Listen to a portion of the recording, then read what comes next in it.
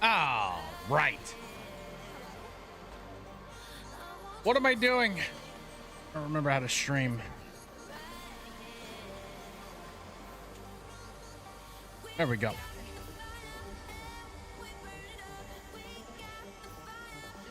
Oh my God, I can't see me. My green screen. Come on now. Try that.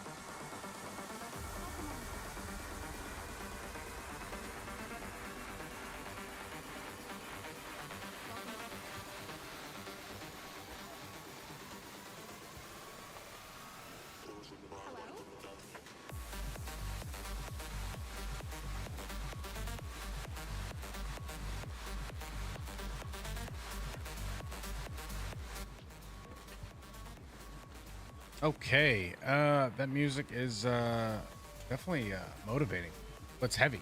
All right, let me get the volume turned back up on. There we go. Okay, we should be good. We should be good to go. Welcome in, everybody. Hope everyone's doing well. Hope everybody's having a fabulous Hurricane Thursday, wherever you're at. You're on the East Coast of the United States. My green screen, for real. Stop absorbing my body. What are we doing?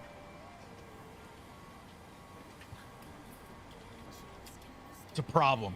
This is a... I may have to go change my shirt. I think this orange is... The camera thinks it's green. Therefore, I'm just... You know what? I'm going to go change my shirt. I'll be right back, guys. Give me 2 seconds. This way, please. Hang on. Hang on. We're official. We're going back to the starting soon. Give it a second. I got to change my shirt. I thought it could have worked.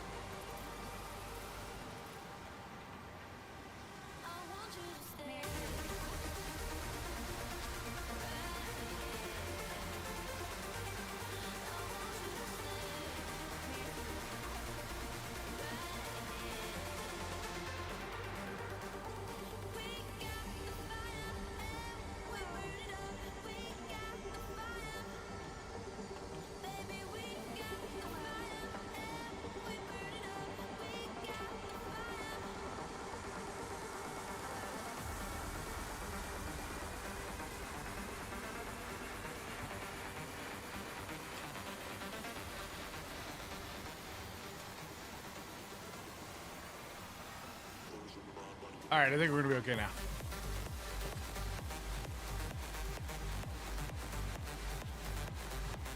This way, please. That's a little better. Yes. Not even 5 minutes in, we already had a wardrobe malfunction.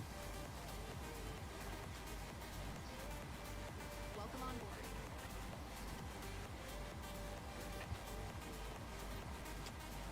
This way.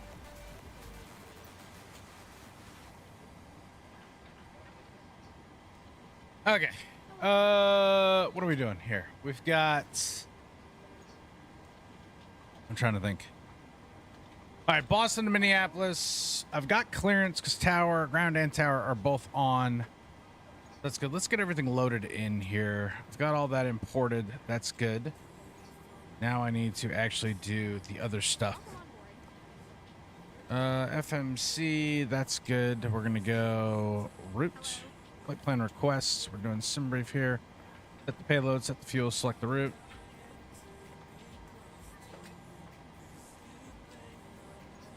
Oh, I need my table, my la table.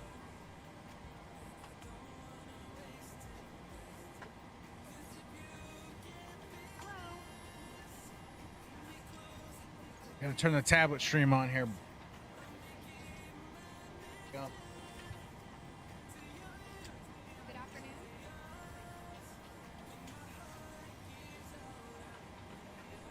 Hello.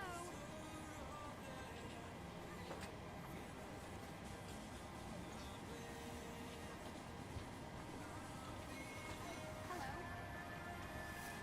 Is it working? Work. There we go. All right. Boarding pass, please.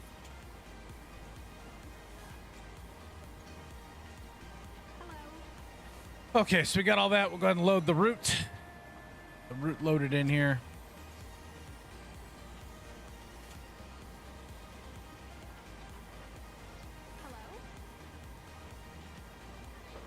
Activate, execute that route. That's good. Departure today is going to be off a 22 right. Looking at the Highland 7 departure. All right. Cool. Excuse me. There we go. Part arrive. I'm going to want the ILS 12 left going in there today. What are we landing on? Was this the Muscle 3?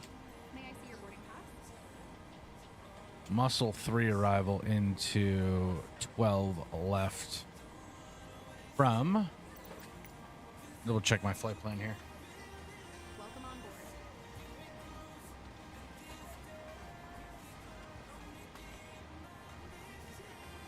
Idiom. This way.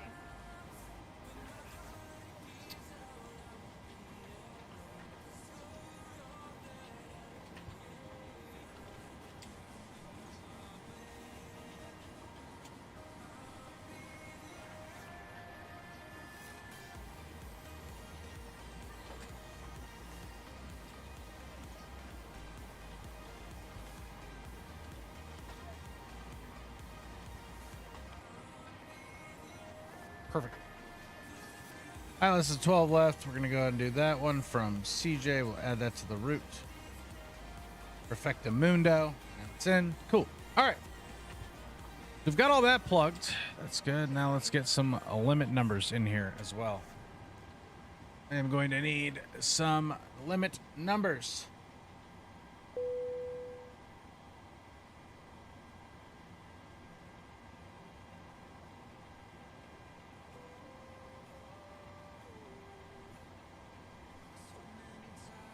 Here we go. Pull that away here, get that loaded up. That looks good. We don't want to go to 38. We're only going to 34,000 feet for this flight. Unmute here.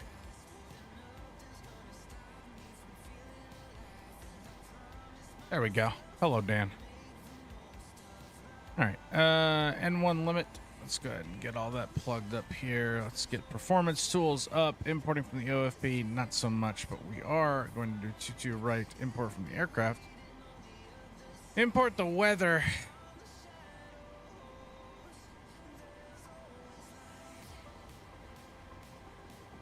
Is it still raining? Yeah, let's call it a wet runway. Just to be fun. Let's call it a wet runway today. Calculate that. That's looking good. 34, 43, 49. Flaps 5. Takeoff 45 cell temp. All right, so normal cell temp. For normal takeoff 45. Flaps 5. And then we're going to go. Bam. And 41, 43, 49. What did that say? 34, 43.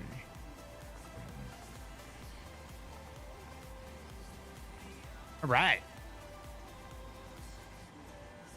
Let's go overhead. We'll get the APU started as well. Left forward tank on, and we'll get the APU started. There we go. Set our cruise altitude today, 34. All the 34,000 feet. And our landing elevation today is going to be, what we got today in Minneapolis. Minneapolis landing elevation. If I fetch my flight plan, that would help me a lot. 842 feet. All right, there we go.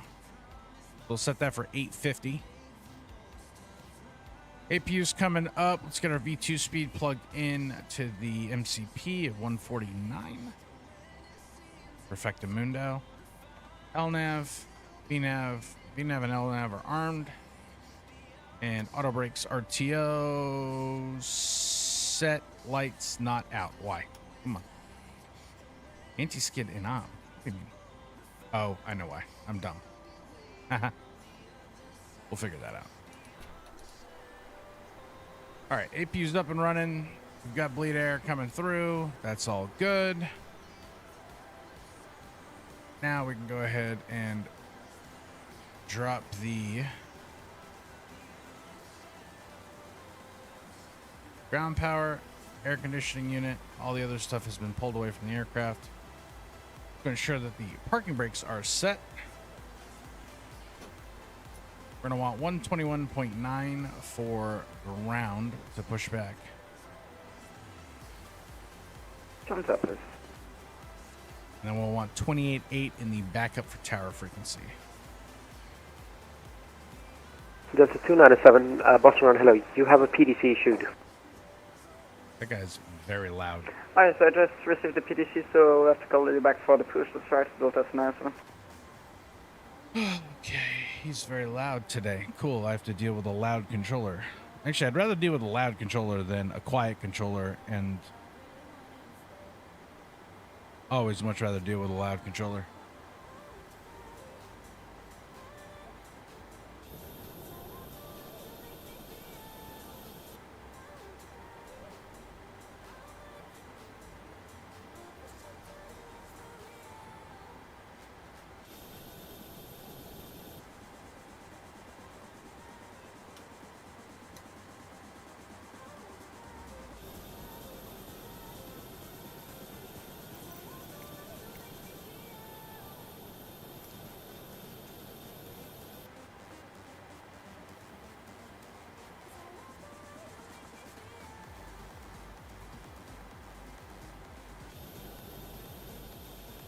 And Boston Ground, good afternoon. Sun Country 252, Echo 6 with the weather.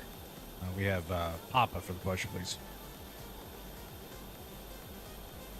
Sun Country 252, information Quebec, no car. Hello, Captain.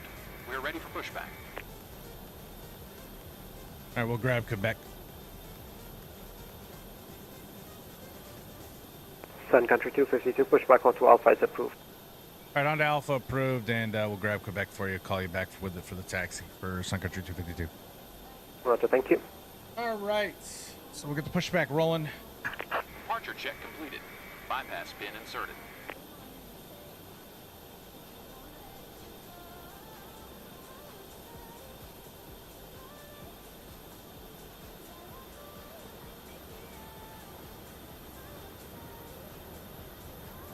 Hook it up, baby. Let's go. Oh, my Delta. Dan, is that you? Yep. You're flying the 900? No, I'm not in a 900. What are you in? 321. You're sitting next to me? Nope. Oh, okay. I'm in Alpha Gate. Locking Oh, gear. gotcha. He's in a 321 without sharklets? That's crazy.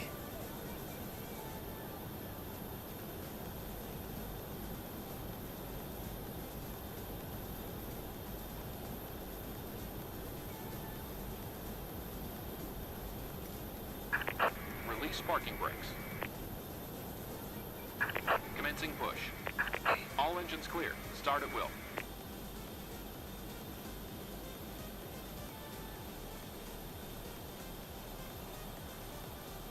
Oh, Sun Country, baby.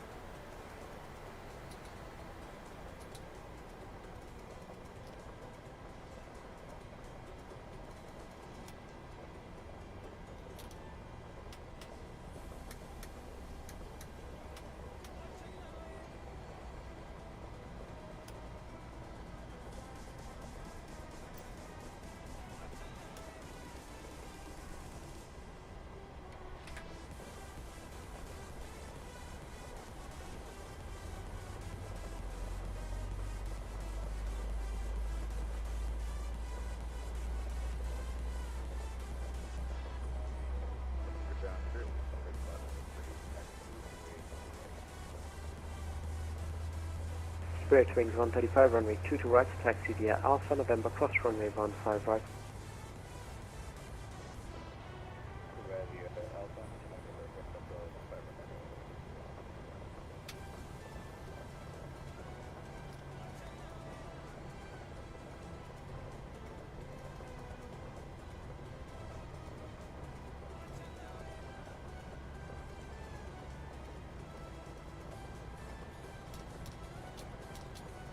American Airlines 11 Alpha Heavy request push and start. We have information marking Quebec brakes. on board. Stand Charlie 10. Jesus. American Airlines 11 Alpha, push back at your discretion. Call for taxi. Push back at discretion, call back for taxi. Iberia 1, connection American 11 Alpha.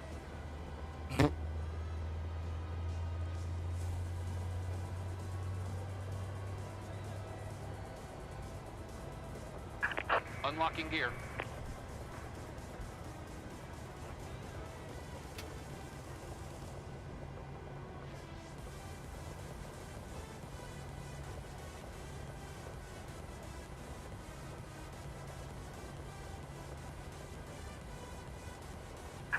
Tow truck disconnected. Bypass pin removed. Left is clear. Right is clear.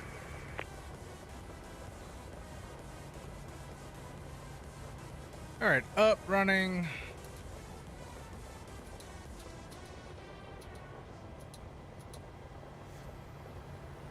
Beautiful. Beautiful. Beautiful.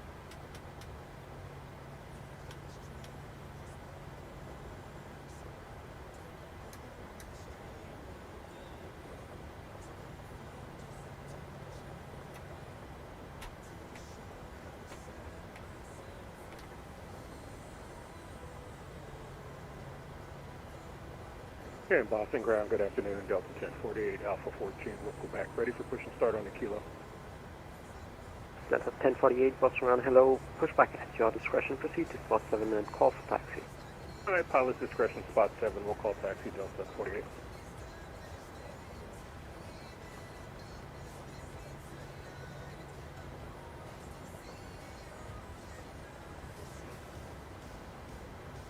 And Boston Ground, Sun Country 252 with Quebec off of Echo 6 for the taxi. Sun Country 252, runway 2 to right, taxi via Alpha, Alpha 1, Bravo, November, cross runway 15 right. All right, Alpha, Alpha 1, Bravo, November, cross on 15 right for 22 right, Sun Country 252.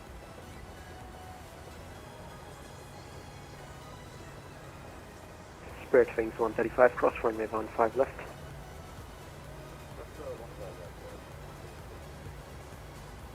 It ain't supposed to tell you to hold short 15 left. They should, yeah. The way the normal Boston guys do it. Yep. I'm going to quiz him. When I pull up there, I'm going to say, we cleared across 15 left. I'll do it in my readback when he gives me taxi clearance. Spirit Wings 135, monitor Boston Tower on 128.8. Have a nice flight, see ya.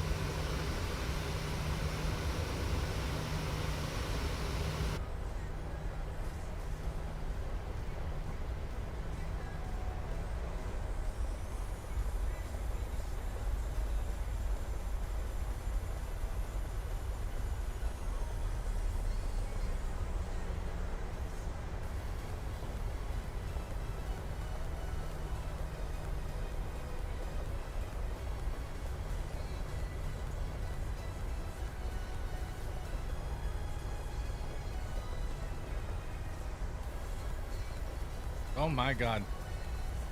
Blew that one.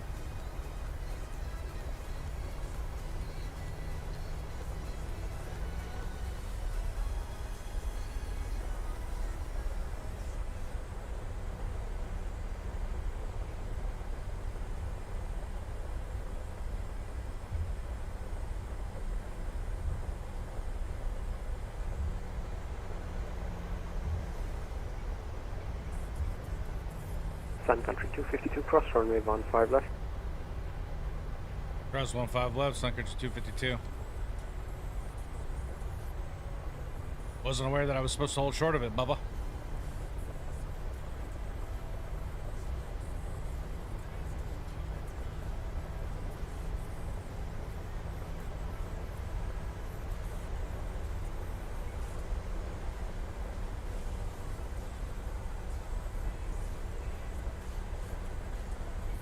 Here in Boston Ground, Delta 1048, ready to taxi about 7.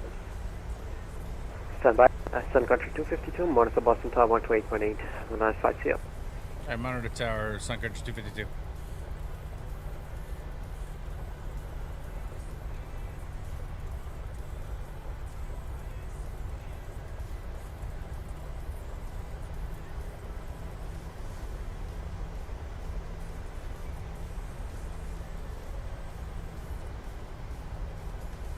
Spirit Wings 135, if further ATC services are available, my income 122.8, have a good flight.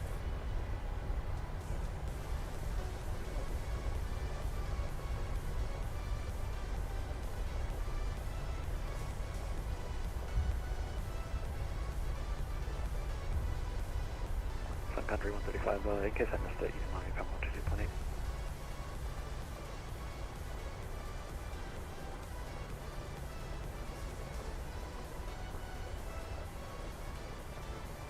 Sun Country 252, Boston Tower, hello, 12008, runway 22 right, clear for takeoff. All right, 2 right, clear for takeoff, Sun Country 252. All right, let it up. Lord, it's dark.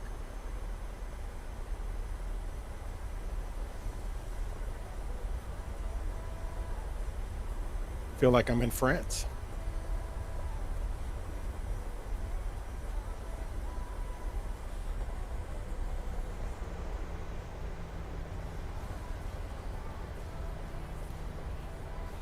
Autothrottle armed. Here we go, coming up.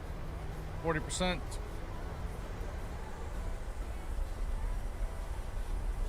Looks good. Hit the button. Here we go.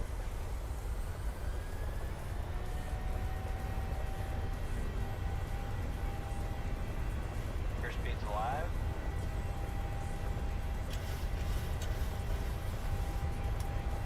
Knots.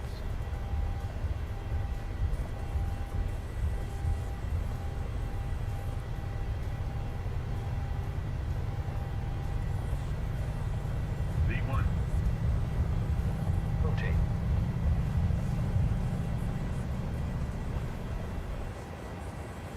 Positive rate of climb.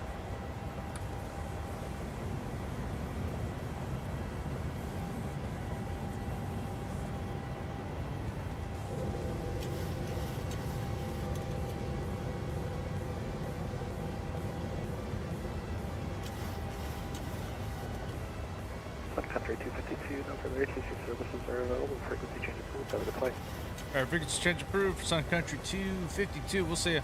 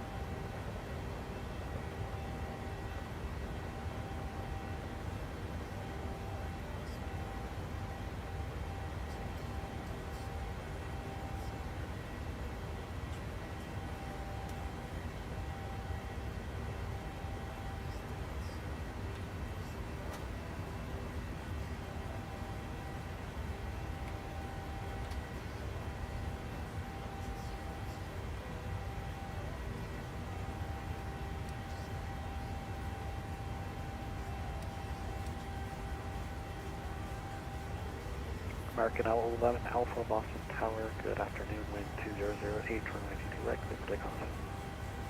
American 11 Alpha, could we get a few minutes to configure? From the, just let me know when you're ready to go. Roger.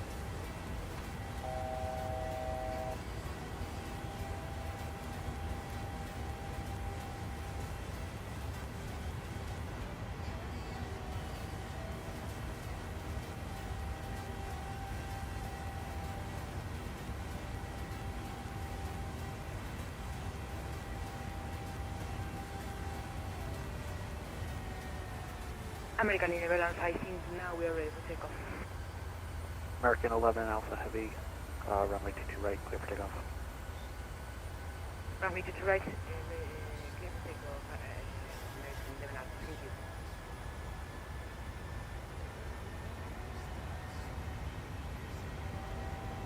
American 11 Alpha Heavy, can you just confirm aircraft type? Airbus A330 600. Great, thanks.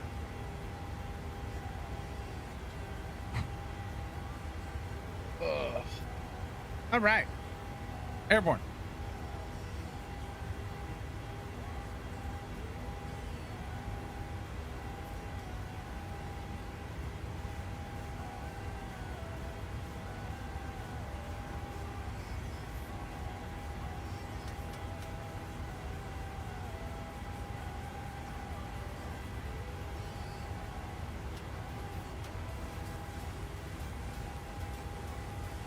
Delta 1048 Boston Tower, good afternoon, runway 22 right, line up and wait, caution on turbo, prior departure A300, A330. Alright, clear to line up and wait 22.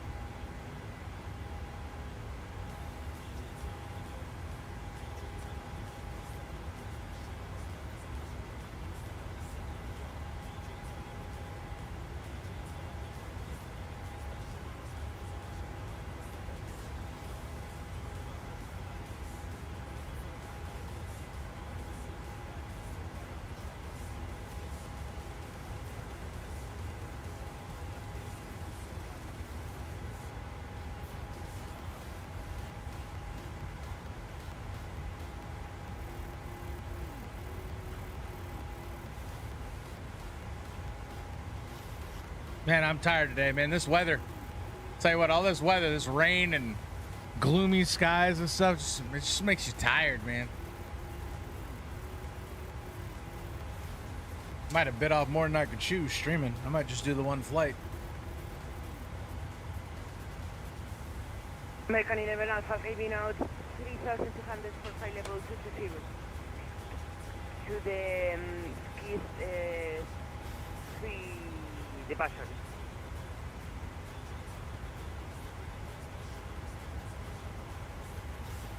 What is this guy screaming about on Unicom?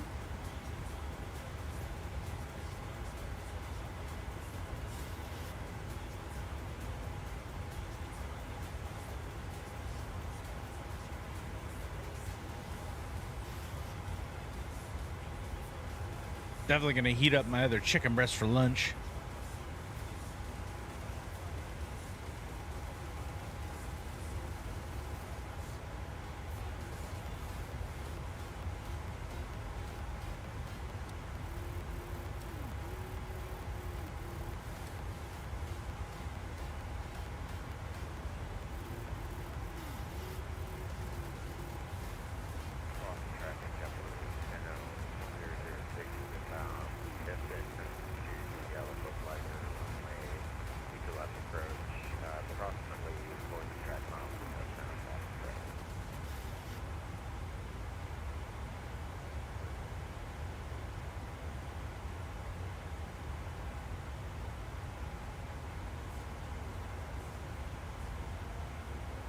Oh yeah.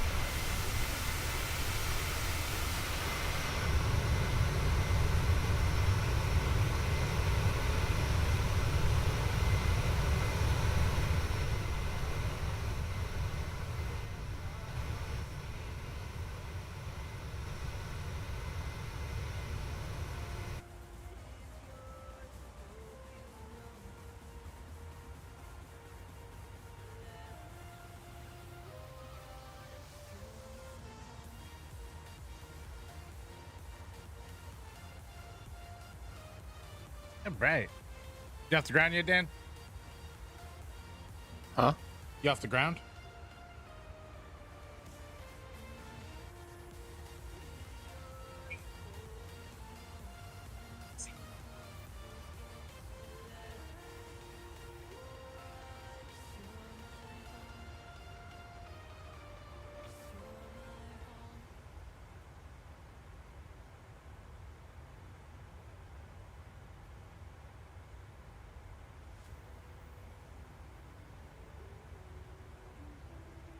Okay. Rav's live Snapchat streaming a guy getting arrested right now. Oh. Alrighty. Across the street from the car wash. He's just like, yeah, someone's getting arrested. All right. He was like typing it in chat. I'm like, and you're like, he sent like an initial video and is like, oh my God, he's getting arrested. I'm like, and how are you not videotaping it? Like,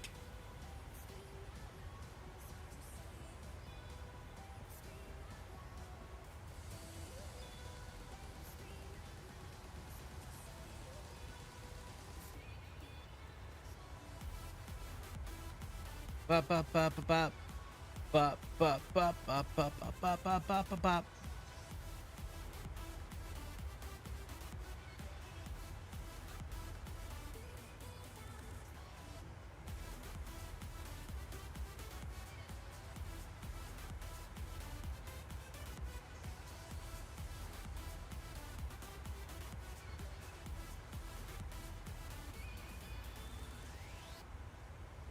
Pop, pop, pop, pop, pop, pop, pop, pop, pop, pop, pop.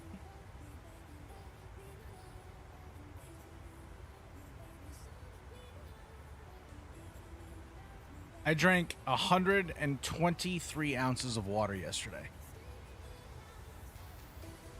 Going back to that conversation about hydration, man.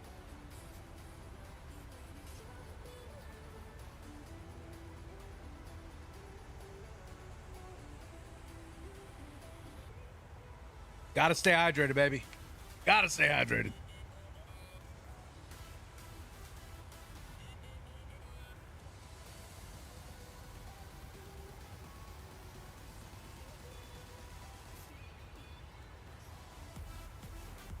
Oh, here come more snaps from Rav. Here we go.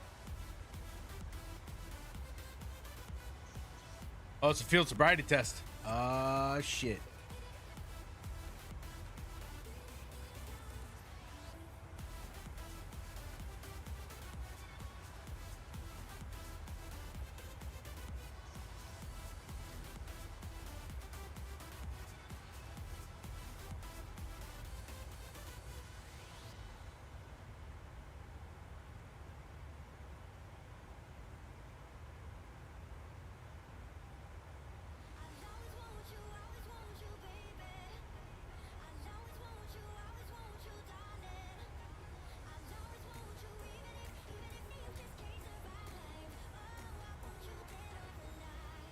This is crazy. They're doing a field sobriety test on an elderly woman right now.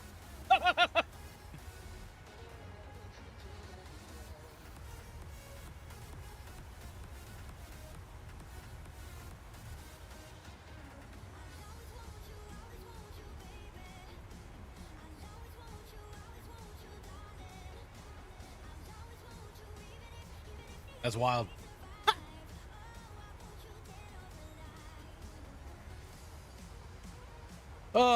Back down to Florida tomorrow. Back down to Florida tomorrow. Back to Orlando.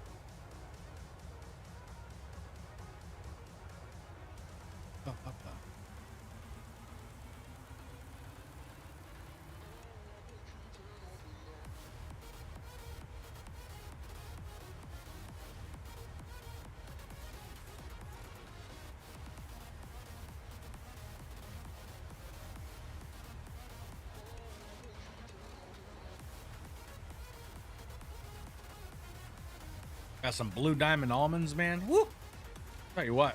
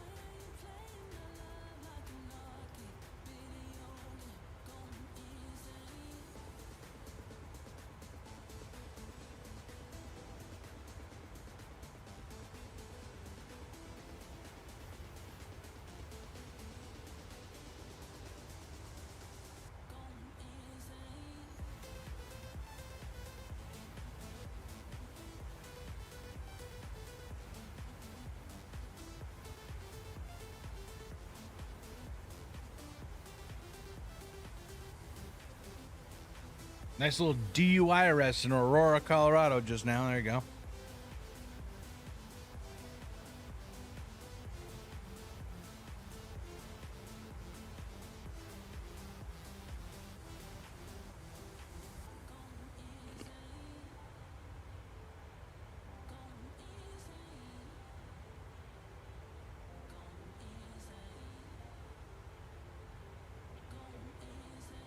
Dude, the weather is just abysmal, Dan.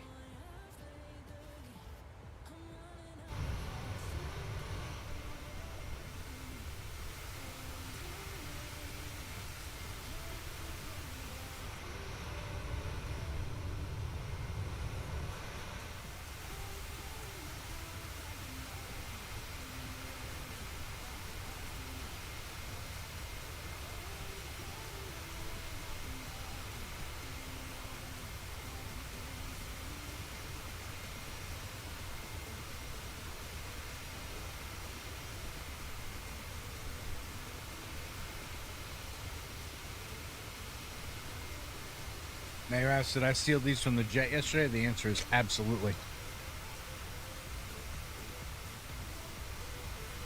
Gotta have a little almond snack.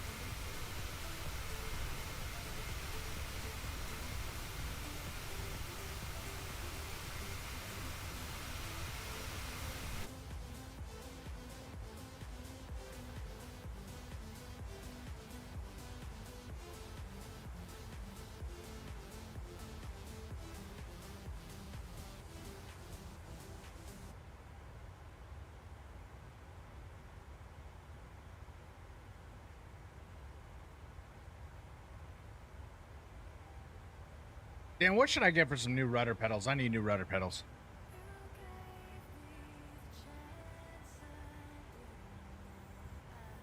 You're there. You're not there. All right, we're just going to search.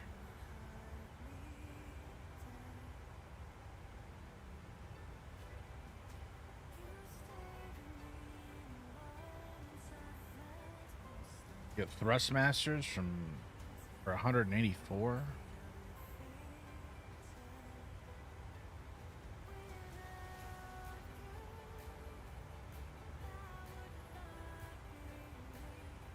What?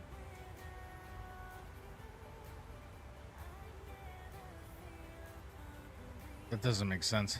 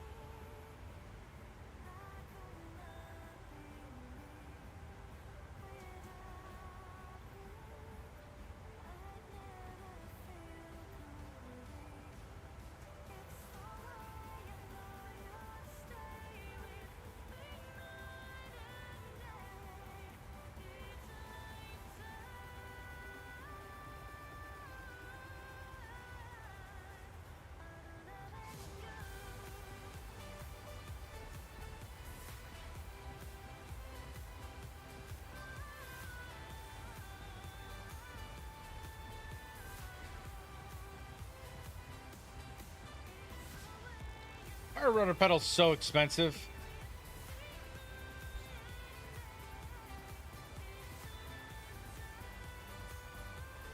Why are they so expensive? I don't want side tacks though. And I could go with Charlie's, but I don't know if I really want to go with Charlie's. $350. And they're pre-order. Get out of here. To be fair, Amazon has them. I can have them on Sunday. 2-day, baby. Prime.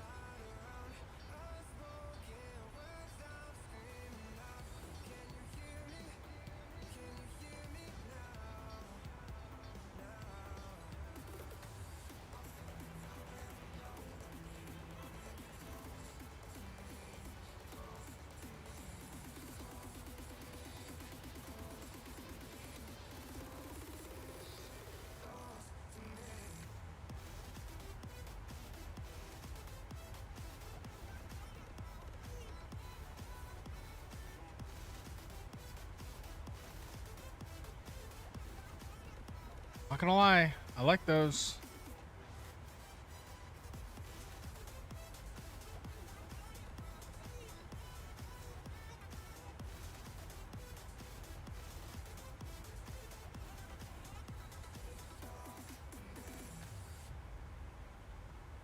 Huh. Huh. Maybe. We'll think about it. I need new ones though.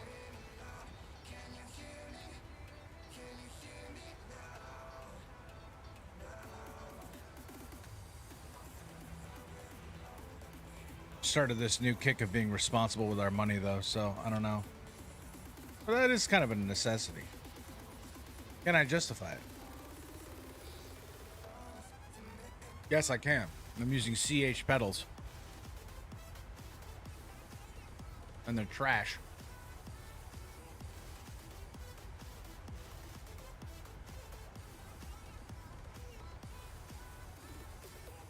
What? Nice job, Reed.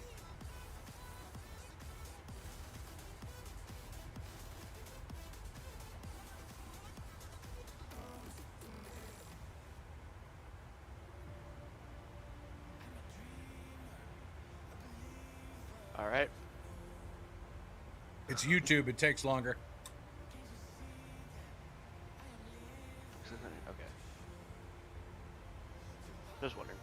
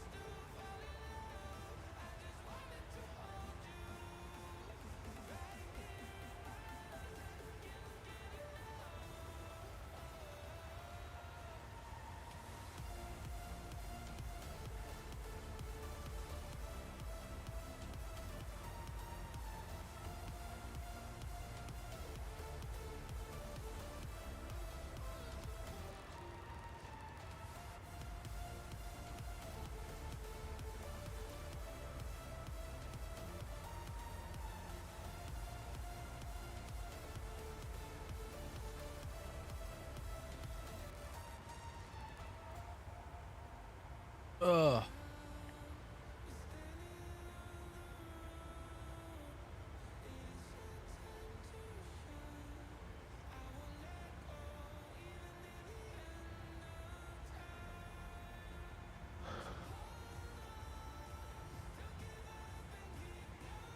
On the way to Minneapolis, Reed. I don't know. My next leg, I'll tell you what, man. I don't know if you want to come with me on the next one, but I don't know if I'm going to stream the next one, but I will fly the next one. I've got to go to Fort Myers. RSW, baby.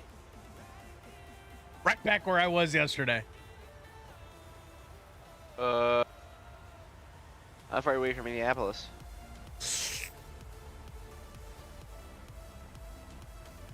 2 hours and 15 minutes.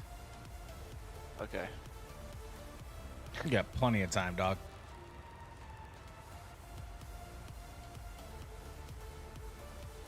Yeah, I do.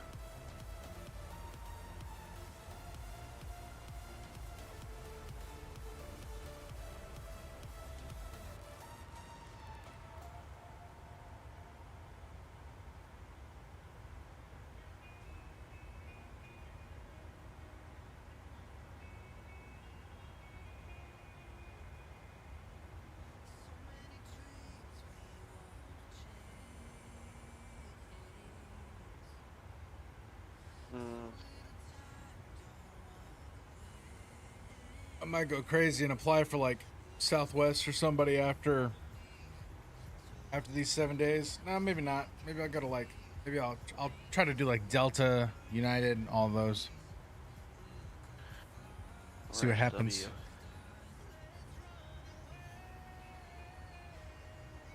Oh, this flight's gonna be canceled, but why not? Yeah. Okay.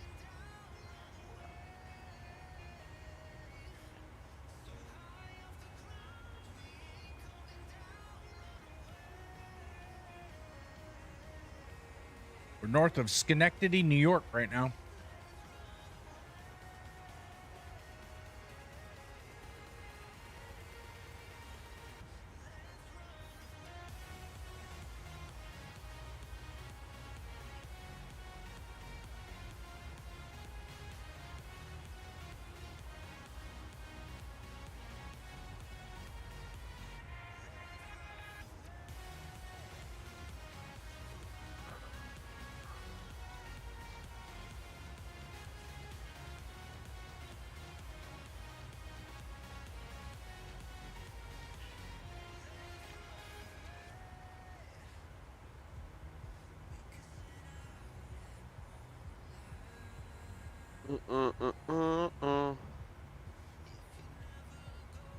Okay.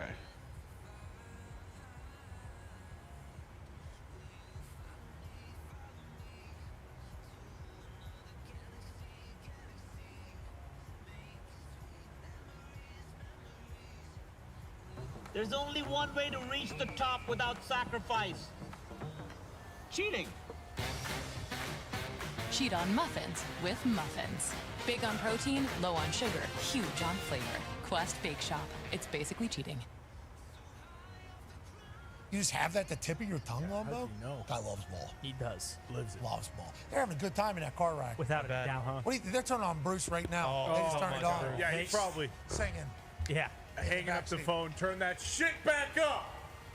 When we asked him that follow-up, he was not happy. Hey, shout out to Ram Trucks. This hour has been presented by Ram Trucks, empowered by the new 2025 Ram 1500. Hell yeah. All the power you need, the luxury you want, and the capability you deserve. Amen. Well said. Love that. You've earned it. You deserve it. Ram Trucks. Hell yeah. They are awesome. Oh, yeah. Incredible. TRX ones are bananas. Drove by the other day. Looking incredible. Literally thought it was like, oh, that looks like a stage truck, and it's like, nope, guys just turning in the neighborhood down here. Yep. Sick. That is an awesome looking truck out in the wild. Yeah. You know, because, yeah, anyways. Hour 2 on the other side. Be a friend, tell a friend something nice Out that in might the change your wild. life. Cheers.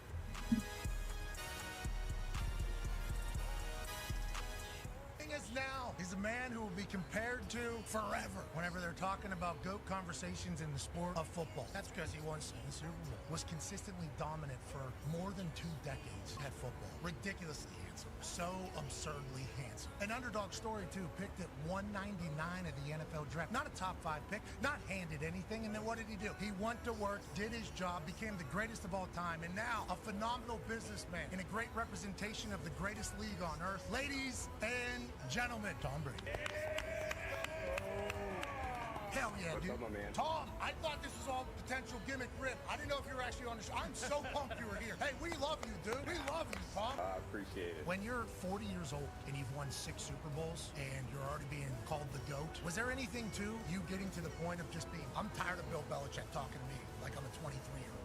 Because That was kind of the lingering at the end of your time at New England. There was so much people just trying to create some division that most of it was untrue, but it's just the way the world works. And naturally, I think division from within is a big problem in these team environments. And I don't like seeing any dysfunction in team environments. Obviously, my respect for Coach Belichick is pretty well documented. He was an incredible leader and coach for our team. And I tried to do my best every single day that I took the field. I knew that he did the same thing. And I think that's why I respected his coaching so much. Whenever they talk about the Patriot way, that is normally the reason that is given, is like the Patriot way, the Patriot way, the Patriot way. I've never used that term in my entire life. I think when people say it, I'm always like, what's the Patriot way? It sounds like the title of a book. I think what we tried to do was we tried to do things the right way. I think we tried to practice the right way and prepare the right way. What happened on game day was ultimately a reflection of what we practiced. And I thought we had great leadership from our coaches, and it filtered down to the guys who really drove the culture. We had so many guys that I played with over the course of a lot of years that really understood that, okay, I'm going to care about my teammates and I'm going to care about helping the team win. There's a guy on our show who is diehard Patriot fan. Boston Connor has a question for you. Yeah, Tommy, I have to. What's up, Boston? I have to start and just say thank you. You know,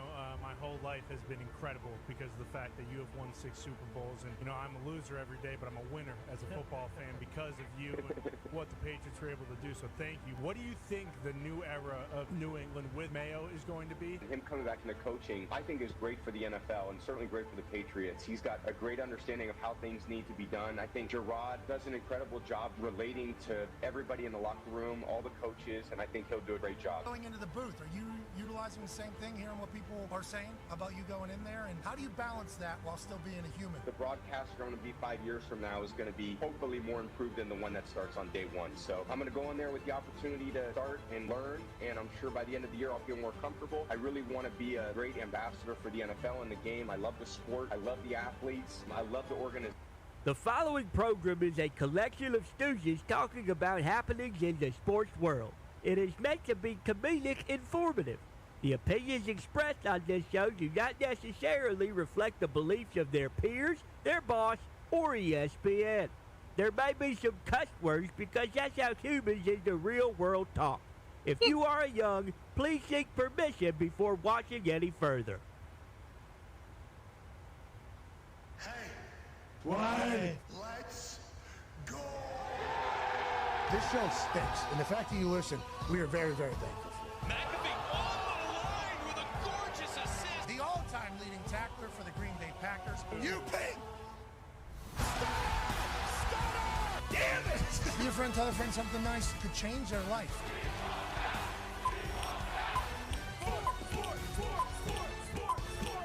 Hello, beautiful people, and welcome back to our humble abode, the Thunderdome, on this NFL Week 4 kickoff Thursday, September 26th, 2024. Hour 2 of the program starts now. Football!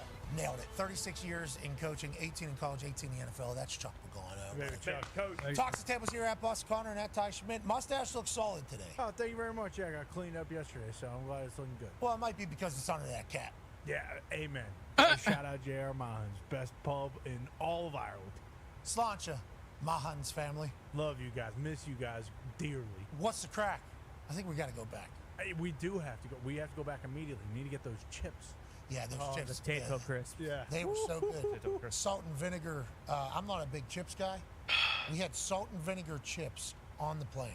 Would never, not really, would ever be my thing. I'm more of a chocolate sweets guy, that type of angle, you know. Took one bite of this chip, and I'm like, this is the greatest chip that ever existed. Holy shit. I am now a salt and vinegar chip person. Yeah. But there are levels to the salt and vinegar chips. Without a doubt. Miss Vicky's not bad. Not bad. Not bad. She's got good jalapeno. Jalapeno chips are original. And there's always a good, you know, and I do that for sandwiches. Put those on the sandwiches. Right. The jalapeno. The kettle's the difference. The kettle, That's what I might do. Make a sandwich. The salt and vinegar that we had over to Ireland, I think from Ireland. God. That might have been the greatest chip I've ever had. Unbelievable. So delicious. Is that the best one ever created, I wonder? I would argue yes, next to Cape Cod chips. Cape Cod Salt and Vinny's, if you're kind of just getting into the salt and I'm Vinny getting game into it right now, yeah. Get Kind of watching it. Get some Cape Cod Vinny's. I'm a Pringles salt and Vinny guy. They are very good. I did have a Pringles run in my time. The pizza Pringles, so good. Yeah. And they were right. Once you pop, Oh, yeah. It's hard to you stop. could never stop. And you know exactly how many you're getting. when it comes The to tennis ball container thing, I know the shape of the chip and the pop is a part of the entire thing. Right. And because it's solid, you don't get crunched up Pringles and things like that. It wasn't. You had to drink that. You did. You had to drink those chips. You always did. If you couldn't get your hands in there, so that was the only thing I didn't necessarily love, especially if they had little daggers. Yeah. You know, when this thing split in half at the end. Oh yeah. Maybe they should flip it upside down, probably. Oh, double-sided. Yeah, open it from the bottom. Maybe you got to the bottom, you know, so that it isn't just a pop thing. Sure. Once you crack. Once you crack. Throw it back. Yeah, that's not bad. That's not bad. Yeah. Look at us. Hold on. Anyway, salt and vinegar, very good chips. We need to figure out. You're trying to get to the bottom of it. Yeah. Gonna try and reach out to a few people and see if we can get a hook. I haven't had a Guinness since we were over there. I don't know if I wonder why. I haven't split the G. Well, I had a lot of them over there. Is what you're saying, but I never stopped liking. I'm gonna make a sandwich real quick. I'll be right back. So good. Does it taste? Tastes I think better. in my head I'm like, I don't want to mess with it because no, it's actually not. Probably break your stomach. It's phenomenal. I don't know how they figured it out. It's actually not that like. It's like very good. Looks for you. like a heavy. Not good for you, but compared to other. You like chocolate milk? It's not like that. It's not No, as it's thick not. as chocolate. It's not as thick. That's the thing about it. It just looks like it is. Yeah, it has like it's glorious. Very good. Truly. And mines have their own. Yeah, and theirs is just as good. But good buzz. Yeah, I mean you have 27, 28, Yeah, 29. They can really get you going. 30. They can get you going pretty good. 35. Need to get back over there. Anyways, joining us now, ladies and gentlemen, from an attic in Ohio, a man who's known as a hero in Ireland. A man who stole something from an Irish fellow on his way out and has yet to wear it. Never will. College football national champion, Super Bowl champion, AJ Hall. Yeah. Remember that? You stole from Sheamus? I'd like to thank Sheamus again for gifting me his hat, not his hat, but his vest. I have a hat just like his. I think the internet's going to do the same thing today as it did What's yesterday. happening? I don't love it, AJ. I don't know who you did what to, but you need to think about it and need to make amends. I guess so. Yeah, they're coming after me again. We'll get it. We'll get it situated. It could be the Hurricane Helene could be getting up there. You heard about the storm. It's a big deal. This baseball controversy is loud. Obviously, I think it's because the Mets are involved and the Braves, two massive names in this whole thing. College ball, though, Colorado, UCF, massive game. And then Georgia, Bama, massive game, potentially getting affected by it. We'll talk to Jim Cantor later, AJ. Just like to get your thoughts on the weather here as we are about to embark on the rest of the football season. Well, it does seem to be a sketchy time to be traveling right now and flying anywhere. I know that. Anywhere Directly near that the south. way, yeah. Yeah, do it. Anywhere near the. So is it just like how far inward is this going to have? Like how far will this affect? I think towards Central Florida. Jim Cantor will tell us. The storm surge is a real deal. The potential thing there at the end is good news, though. Yeah. You know, because I don't know everything about the hurricane world down there. You lived down in Miami for a while. Yep. Because you're coaching down there. I don't know how often they're called for or how much they're. We've seen some big ones, and obviously the videos have been no fun at all and heard about that. But up here with like winter storms, they're normally a lot of bark, not a lot of bite. Yes. Normally like, hey, shut down the city, it's coming. Go shopping today. People are saying you need to do that now. But for the storms, they say that is the thing. Does it happen with hurricanes as well, or?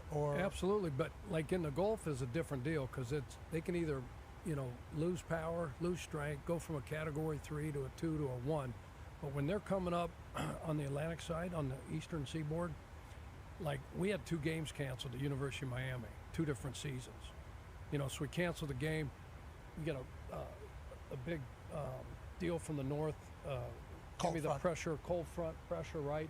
And this thing's coming up from the south, pushes it out to sea. We canceled the game. I mean, we're having a cookout in the backyard, not a drop. Okay, nice. People, go to the deal, pay $10,000 for a rack of water. They gouge you, put a piece of plywood up. We had one piece of plywood, right? And we do one bedroom, the girl's bedroom, put the thing up. So, hey, this is where we're going. This is the bedroom. This is where we're going to be. Oh. No storm. Twice, okay. 2 different times. So there is a little bit because they don't know. You don't know. Because it pushed it this way. Jim Cantor knows that. That's why we're going to have Easy him. peasy. Jim Cantor is going to have him all. Knows exactly. I'm kind of Lemon scared to squeezy. move down there. I've thought about like, hey, old family, Samantha, Mackenzie, family, and I, like, where do we want to end up at? Arizona's so hot, but it's so awesome. It is so nice. Florida, deep down there, scared to death of the storms and alligators. So I don't really know what the right answer is. Put yourself on the list. Texas. I like lakes. I'm becoming a lake guy, so I think you just got to find a piece of. Nonetheless, we'll talk to Jim Cantor about that tonight. Week 4 of the NFL season kicks off. AJ, I don't know how you feel about the Cowboys or the Giants at this exact moment. Chuck is kind of giving away what he thinks. I think Lombardi said he likes the Giants, but he likes the Cowboys, but he would take the Giants with points. Thinks it's going to be close. Stats say that the Cowboys have beat the dog shit out of the Giants over the last 8 maybe even 14 attempts through this entire thing. How are you leaning here early, and what are you looking forward to tonight? Honestly, I mean, I'm not really sure what the Giants are. I feel like they've, it was all doom and gloom early on. Now there's plenty of hope when it comes to the Giants. I think their defense, obviously, we know they can be very, very elite. So, but you know what? If I had to pick right now, I'm not making a choice, but I'm leaning towards Dallas at the moment. Okay, I'm excited to hear who you pick at the end of the show officially, and we'll obviously talk more about this game. I want to run a clip from Davante Adams talking about the offenses and defenses around the NFL and kind of his take on it, and then we'll bring in a guest who is an absolute dog. Yes. A phenomenal football mind Legend. to get his thoughts on it as well. Here's Davante Adams talking about why offenses might be down a little bit and defenses might be up a little bit. Everybody's just trying to figure it out. I think defenses typically get rolling a little bit sooner, and I feel like defense, I could be making this up, but just based off my observation, I feel like there's less turnover on defense as far as coordinators and coaches as well too. So like our situation, we coming in with a new coordinator and new offense, and we got carryover from and our defense is looking a lot better than our offense right now. So that's how it goes, and sometimes it takes a little bit more time to find a rhythm. It's harder to move it than stop it, as far as my experience. So we just got to figure out what we got to do and hopefully be on the other side of that. It's harder to move it than stop it. It's kind of a bar there for the football world from Davante Adams. Joining us now, ladies and gentlemen, Hall of Famer, Super Bowl champ, Kurt Warner. Kurt, did you hear what Davante just said there, and what are your thoughts on it as the state of the NFL currently? Well, I mean, I think every situation is different. I am a firm believer that when you have new coordinators and you're asked to do things differently, that it takes time. I was always a believer that, when you got into a new system offensively, maybe AJ can talk about defensively, but offensively, for me, it took about 12 months to really fully understand and be able to react to the new offense. And, I've always used kind of the analogy of learning a new language. So when you go to learn a new language and you learn, a word in a new language, in the beginning stages, what happens is you revert back to your common language. So if it's Spanish and somebody says hola, you think in your head, oh, that's hello. It doesn't automatically, go to, oh, that means hello. Like that's just a natural reaction. You translate it back, and so you're playing or thinking slower. Even to this day, when I watch a play, just when I'm watching film, I revert back to the language that we used with The Greatest Show on Turf. And that wasn't even the last place that I was, but back, in the original stages, I just see things and think of things through that language. So everything becomes a translation. So when you come into a new offense and you'll watch film and you'll go, oh, that's a play that everybody runs. This quarterback has run this in all 4 places that he's been. But the nuance or what a coach wants you to do or the technique by which receivers run routes can all change, on top of the fact that you're having to think about the play as opposed to when you were in the first place. Oh, I know exactly what I'm doing. I know exactly who I'm reading. I know exactly where my eyes need to go. So that process of learning and being able to react, to be able to have somebody call a formation and then visualize that formation right off the bat, or a play and you know exactly what everybody's doing, that's what you want to get to. But it's hard in the early stages. And, up until recently, there was very few really good quarterbacks that went from one place to another and had great success. And a lot of it was because you get so familiar and comfortable in your setting and what you're doing and what they're asking you to do in an offense that when you have to go and change and there is those differences, it's hard to excel at the same level. Now, we've seen that change with, Tom Brady and Matthew Stafford did it, and we've seen it change a little bit, recently. But that, to me, is one of the challenges when you go from one place to another.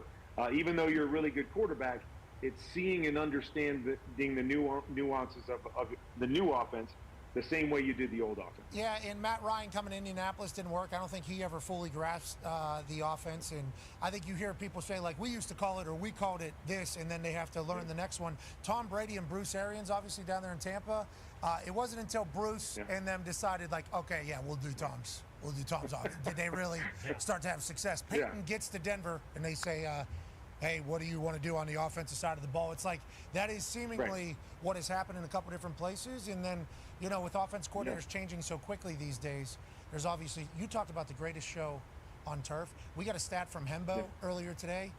Do you know you have like 3 of the top offenses in the history of the NFL? Like this is, we lower the, So in the top 15, you have 3 of the greatest offenses that have ever taken place. Kurt, did you know this stat that Hembo sent over? It was literally middle of the show last hour. He said, hey, if you're having Kurt Warner on today, he actually was quarterback of like 3 of the most historically great offenses in the history of the NFL. That's phenomenal in a short period of time. Yeah. No doubt. But, I mean, I would always argue that I think, you know, our offense was the greatest offense the league has ever seen. Well, and, I would say that. You know, and it speaks to the idea that, you know, we're on there 3 times. You know, not just one season, because you could argue, you know, Peyton's season in Denver or Tom, you know, one of his seasons could maybe be the greatest season that we've seen. But to put it together for 3 straight years the way that we did, I don't know if there's ever been an offense that has been that good. And obviously we were filled with Hall of Famers and great players on top of a system that fit what all of us do. And I think that's kind of what we're speaking to, is the idea of getting a system that fits your players. You know, I had the same situation when I went to Arizona, and it took some time to be able to shape the offense around A, who we were as a team, but B, who I was as a quarterback. And so, you know, you want to play to the strengths of your quarterback and call plays the way your quarterback sees the game. And so it takes time to be able to do that. And, you know, maybe to what, you know, Devontae was saying is that, okay, defenses may be ahead right now as all these offenses are trying to fit into the new scheme. And, you know, new guys like Kirk Cousins are trying to fit into what they're doing in Atlanta and that type of stuff. And the hope is somewhere sooner rather than later, we start to click. We start to get comfortable, and now we can see what this offense or this player can be in their new situation. Yeah, and Chuck Pagano ran some clips earlier. Seems like the defenses have a little bit of some shit going on too with this whole show 8, show pressure, drop out, who's going to not being able to figure it out maybe as quickly as at the end of the year they're hoping to. So it's good joust going on between the two. Go ahead, AJ. Yeah. Oh, sorry, Kurt. Go ahead. No. No, I was just going to say, you know, with that, you know, what Coach is talking about, I agree. But the biggest thing is like 3rd down situations. Staying out of tough 3rd down situations where teams can really throw that stuff at you, because that stuff is hard. 8 guys up, you don't know if they're all coming, you don't know if they're popping out, what coverage they're playing back behind it. And then I would throw out something else, is that I think offenses really struggle with the quick, hot passing game. When teams are bringing pressure, having quick answers for their quarterback to be able to say, okay, you want to bring 8 up, I'm going to have something where it's like, boom, ball's out of my hands. Now you got 8 guys at the line of scrimmage. I just beat you with the throw, and you're rallying to make that play on the back end. Not enough teams have those answers, and so it's feeding into these defenses being allowed to do all this crazy stuff without us being able to counter that with the quick throws and trying to force them out of it. What do you know about offense, though? What do you know? Go ahead, AJ. Kurt, how long does it take? Obviously, when you're sitting there thinking about your own scheme and, hey, what am I supposed to do? What's this receiver going to do? You're probably not taking a whole lot of time to take a picture of the defense and see exactly how they're trying to attack you. Like, how long does it take as a quarterback? How many reps do you think, or I don't know how many years, however it could be, to where you feel comfortable? Okay, I have a pretty good beat on what these teams are trying to do against me at the line of scrimmage. Great question, because if I'm thinking more about my offense, I obviously can't think as much about the defense as I want to think. You know, if I'm coming up to the under center and I'm still contemplating, okay, what's he doing over here? Okay, these guys are over here, and what am I doing versus all the coverages? And then all of a sudden the play clock's down to 3 or 4, and I'm going, okay, what are they doing? Oh, snap the ball, and I'm trying to figure it out. So, yeah, I don't know the amount of time that it takes, but that's what you have to get to, where out here is second nature.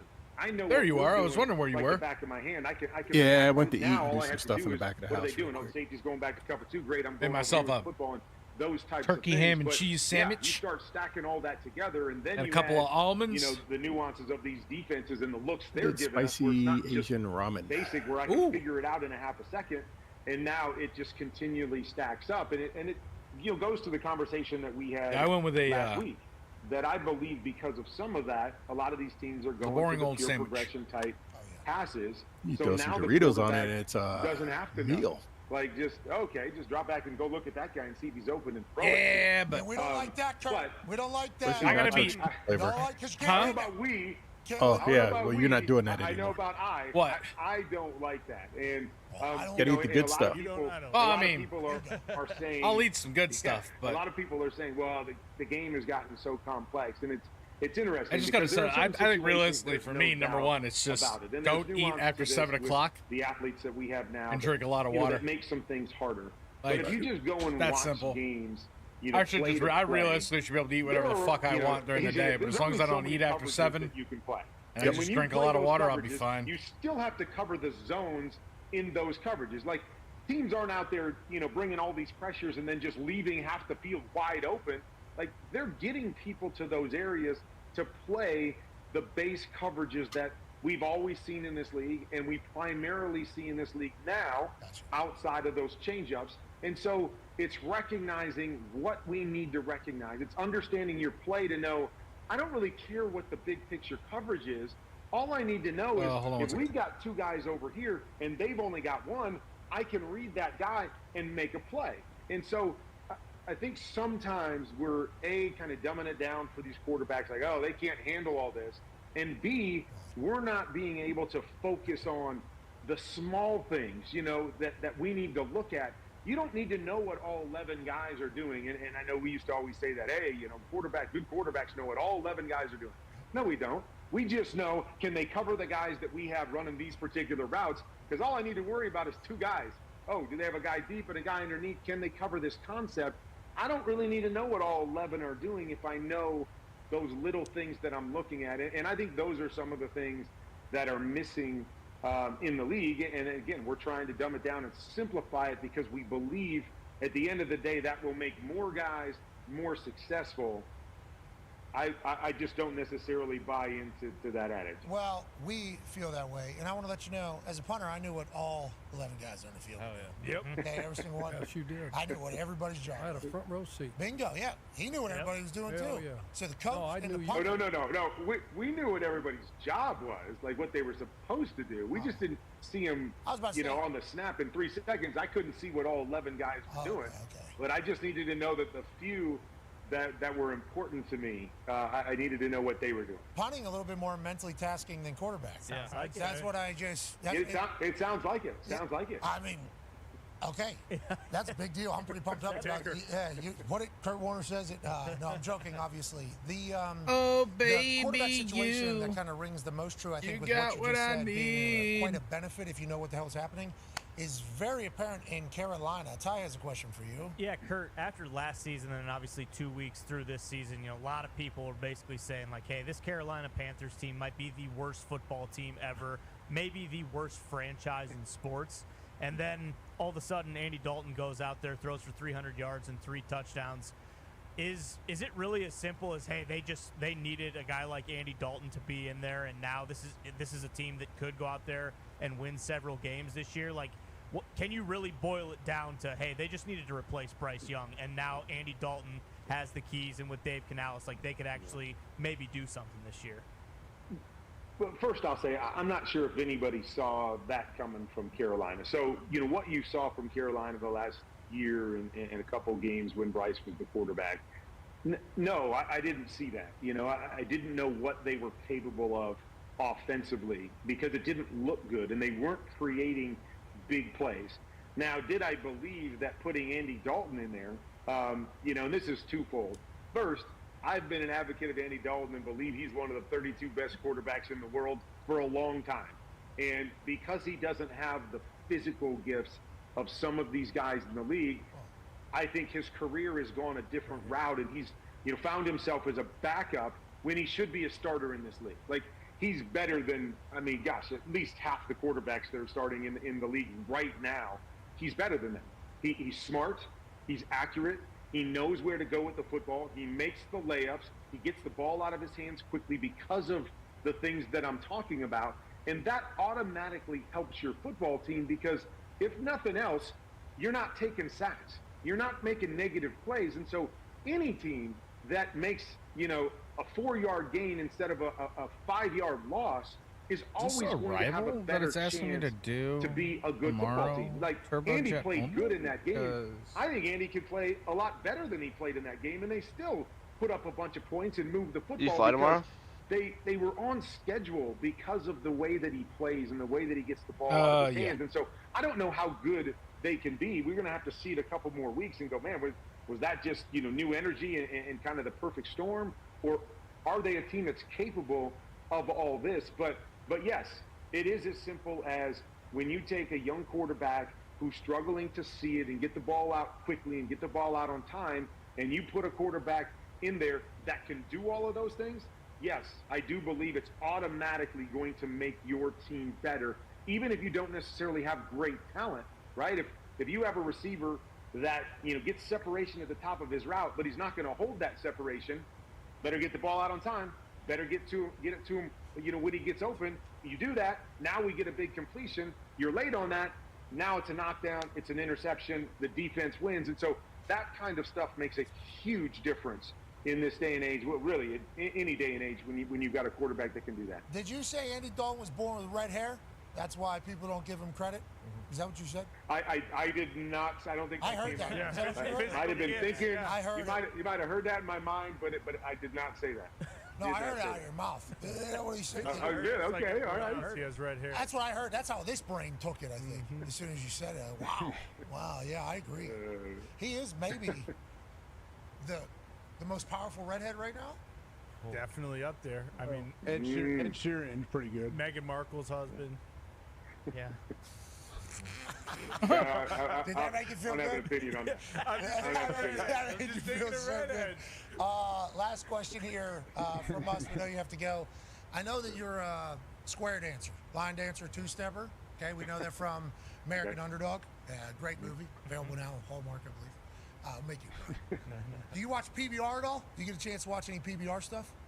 Bull Rider? No, I do not. What's on the TVs when you're line dancing? Is that not just PBR on repeat? What is on the... I mean, when I'm line dancing, I'm going to a place that's got live music. So that's no TV. That's kind of what. I mean, they probably got TVs. I'm not watching the TV. What are we talking about here? I'm not watching the TV when I'm out line dancing. I almost died. I didn't know if you were two-stepping. No, I did not. Oh. Yeah, almost died. You got a split of the hoops. Yeah, you got a split of the hoops there at the end and had a helmet on. Those guys are nuts, man. It's a big deal. That's a big deal. This guy can line dance the shit out of a dance floor too. I just need you to know that. This guy, right? Please. No thanks, man. You never rode a bull? Have I? No, I've never rode a bull. No, have you ever? You rode a bull? Big part of your movie is line dancing. I just assume we ride horses. What does that have to do with riding a bull? Everybody that line dance is supposed to be riding bulls? I know at least a horse. I know at least a horse. Nope, not a horse rider either. I got a daughter that jumps horses. Does that count? But no, it's not me. Yep. Makes sense. I'm not the hat guy, the big belt buckle guy. No, my wife just kind of pulled me into the line dancing, but I enjoy it with her.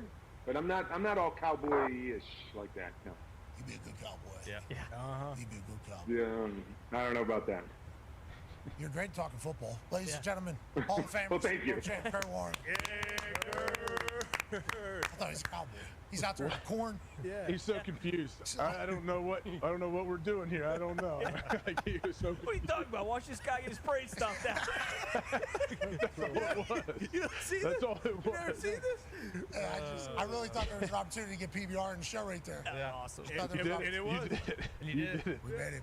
Because line dancing, big part of that movie. Yeah, exactly. And line dancing. I mean, cowboys. What? Tom courted his wife. What are you one scene in the movie, right? Pivotal scenes. Are all scenes built the same? No. Okay, that was a pretty big scene. I guess not. What the hell? Introduce a new character, asshole. Yeah, big character. Very important character. Yeah. I need to rewatch it. Hola, ¿cómo está? Bien. Do you ever see it? Do you ever do research for any of the guests that are coming on? I watched American Underdog last night because I knew Kurt was potentially coming on today. Yeah. His junior college coach should have been thrown in prison for how many times he got him hit in that one practice. They sacked him 40 times in a row. That's pivotal scene. Got that ball out though. Pivotal scene. Pivotal scene. That is a big time. That's a big part of the whole offense. Now he's got 3 of the top 15 offenses in the history of the NFL. That's right. What a story. Thought for sure he knew some Cowboys. I thought for sure you'd be able to say this ain't my first rodeo if you went to a rodeo soon. Because he'd been at one before. You know. Coach, you go to a bunch of rodeos out there? Nothing. Boise? Yeah, yeah. All right, Chuck. Yeah, okay. Sounds like it. Yeah, I rode a cow. What's your favorite Still part? here with us? You rode a cow? Rode a bull. Yeah, it was a cow. We thought we were bull riding. Just out in the field? No, they had a Milking little 'em? place. They had a place 5-10 miles out of town that you could go and pay like $10 to ride a bull. Yeah. And we got on these cows. Thought we were riding bulls. It's like Thought we were pretty $1,000 special. today. Got the hat on and Never do the mechanical one. You can't get me to do that's that. just- Because yeah, there's a dude in a corner that's controlling that Yeah. the whole time. And I don't like feeling, with everything that's going on right now. Yeah, big guy. He's got one hand on the control and one hand on his hog. I don't know if that's true. I don't know if that's It's true. usually the case. I've heard that. I don't know if that's true. I just Yeah. don't want. I mean, there's a chance situations are situational. Yeah. I'm sure there are some straight laced. I'm gonna make sure this is a real simulation of a bull ride. Yeah. And then there's probably some others that I've encountered. Let's talk a little bit about what's going on with the Pittsburgh Steelers. Justin Fields and the Pittsburgh Steelers are coming to the Loud House this week. Sure. Okay, it's going to be loud. very. For both teams.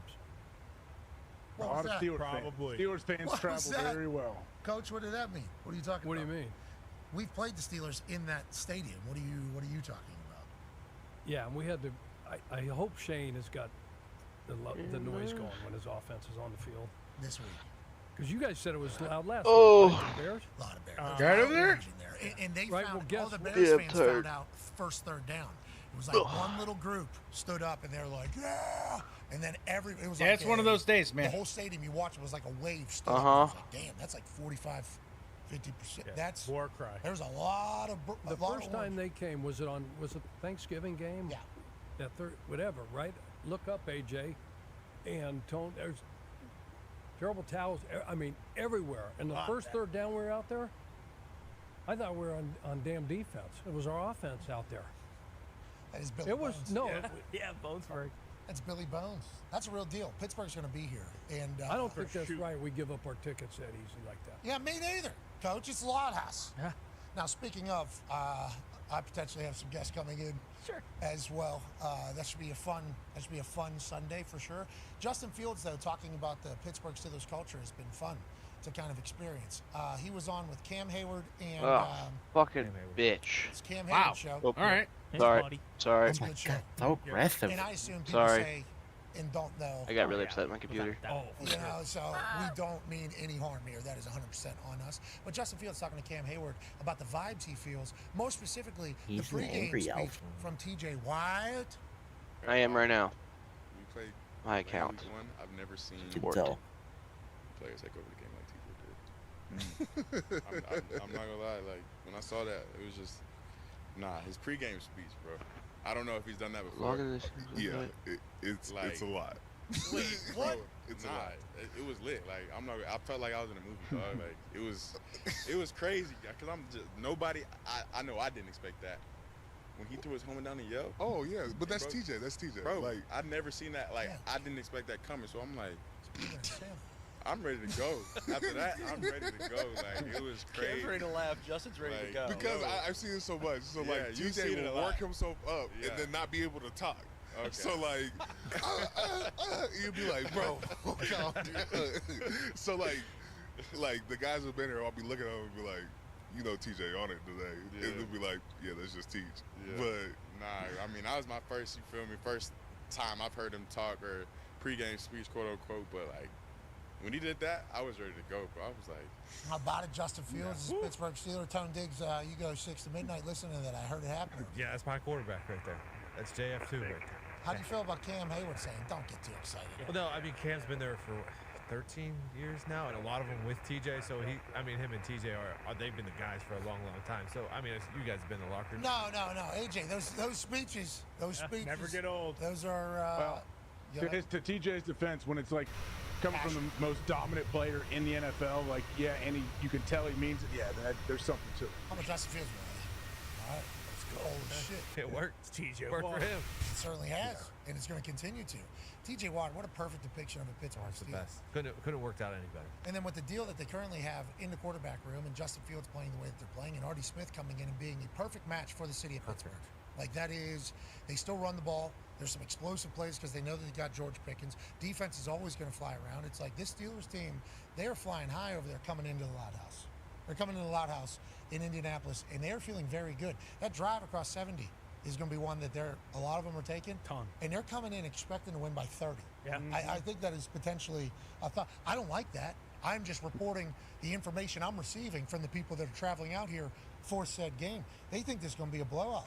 Hey, let's just make sure, like, who do we have to take care of for the Colts? The football. TJ Watt. Yeah, ball is the program. I get that, right?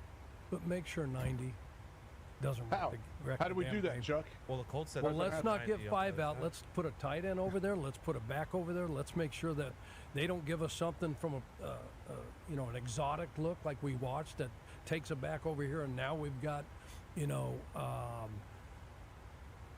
what's the left tackle's name and the right tackle's name? You know their names.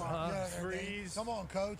Fries. You got it. Fry. We got Yeah. Fries. Fries. He's the guard. He's the right guard, right? But Braden Smith's on the right side, That's right? not his name. Isn't it? Billy Fries, yeah. You sure? Yeah, there was a French and there was a Fries. I remember that. I agree completely. Offensive line for the Indianapolis Colts, Yeah. number 1 in the league via Pro Football Focus. Really? Because I didn't really? see them on AQ's top 5. Yeah, that was the problem. He had them at 6. He said they're right there, and then he said 4 other teams. So I think AQ is potentially, because remember what Quentin Nelson did. He was being an adult on that. And AQ Smart. Shipley's like, no, on my list. Yep. Can't have him. I hope Cam Hayward doesn't do Quentin Nelson what he did in the past. No, listen, that was one slip. It was slippy. Yeah. It was Oh, slippy because out the there. coconut husk is. Oh, yeah. Coconut Husk, that's an advantage for the Indianapolis Colts. Shane Steichen was asked, though, about whether or not he has a plan for TJ Watt, and he said he does have a plan. He said, I hope so. Yuck, yuck, yuck. That's not what he said. That is not what Shane Steichen said. I better hope so, because Colts social media is firing up TJ. They basically said Latu's basically the same as TJ. What do you know? They were just promoting the game. Coach sent it to me. He saw it. It was bold. They were promoting They're the game. putting bulletin board material out already. The social media people. Mm-hmm. No, they were just promoting the game. Said RTJ Watt Latu's got something coming for Justin Fields. No, the Colts were saying. Don't do that. That's not what happened. Exactly. There's no greatness to Pete. I What don't were know. they trying to depict right I don't know. there? You tell me, Coach. You saw it. Can we pull this? Yeah, here it is. They did the split face with Leonardo Latu and TJ Watt, and then, had them both. They're just saying If these I'm two. Latu, run that by Where me. is the 900? I'm a rookie. I've got one There little it deal, is. one little press. Don't do that to me. One little deal. If you're Latu, hey, put me on there No, by you myself. play, I mean, 6 snaps. You can't have this happen. All right, I'll be right back. I gotta run to Walmart, and then If you're right, Calling him AJ, Latu if you're Latu, you don't want to be up next to that dude. Chuck, if you, You but sir Chuck, if you're have the on head at the coach and this happened, would you go Walmart. right to somebody and tell them to take Absolutely, Wally someone's World. getting whacked. That won't happen though. It's the Indianapolis Colts. The thought though, I believe, is you say, we respect good defensive football around here. Yeah. Okay, this is a hard-nosed, blue-collar football team. This Colts football team. We respect those who can get to the passer. Obviously, this is the home of Dwight Freeney, Robert Matz, plenty others. Sure. So this is paying tribute, I think, in homage to TJ. That makes sense. Why wouldn't they put Quentin Nelson on it, though? Like, hey, you got your guy? Well, look at our guy. Well, that's going to be a Cam and Quentin Nelson. They got a graphics department. Just trying to hype the game. Yeah. Just trying to hype the game. That was not a shot at TJ Watt at all. That was a compliment to TJ Watt. Right. That's what that was. Yeah, no, and That's you're trying to build up Latu and give him his LaFleurs or LaFlowers or whatever that is we're throwing out. That was But just Christ. How do you feel about the college football season happening right now, Chuck Pagano? I know you've been paying attention to Boise State, obviously, with Genty. Yeah. That's all you talk about over there all morning. Have you? I don't care. Have you thought deeply at 18 years college football about the whole? Love what's going on at the U. Okay. Looks like Mario's got that thing, Cam Ward's got the shortest odds right now, right, for the Heisman. He's come down there and turned that thing around. So this is third year for Mario. And he's done a great job recruiting, all that stuff. He was with Saban in Alabama. Mario was a player when I was coaching down there way back in the day. But I like what's going on. Good usage of the NIL there. Yes. Or the ability to pay people. They use money for Cam to go down there. Okay, that's how this worked. Yep. And Cam has been the perfect player for them. The thought that Cam Ward is actually doing this to teams, USF, hey, this is where the ball's going, and then them actually doing it, it's like, use back. That is University of Miami type of situation there. Have you seen what's going on with the NIL stuff at UNLV? That is also, I guess it's not NIL. It's more so like what modern college football is. USC after 3 years. Daniel Reed, you there? You there? At UNLV, I just saw a meme on Instagram. It says, after 3 games, 3-0. this girl's cute and smells really good. How do I approach her, bro? Text message. Guy responds back, just tell her she smells good. She'll like it. That never happened.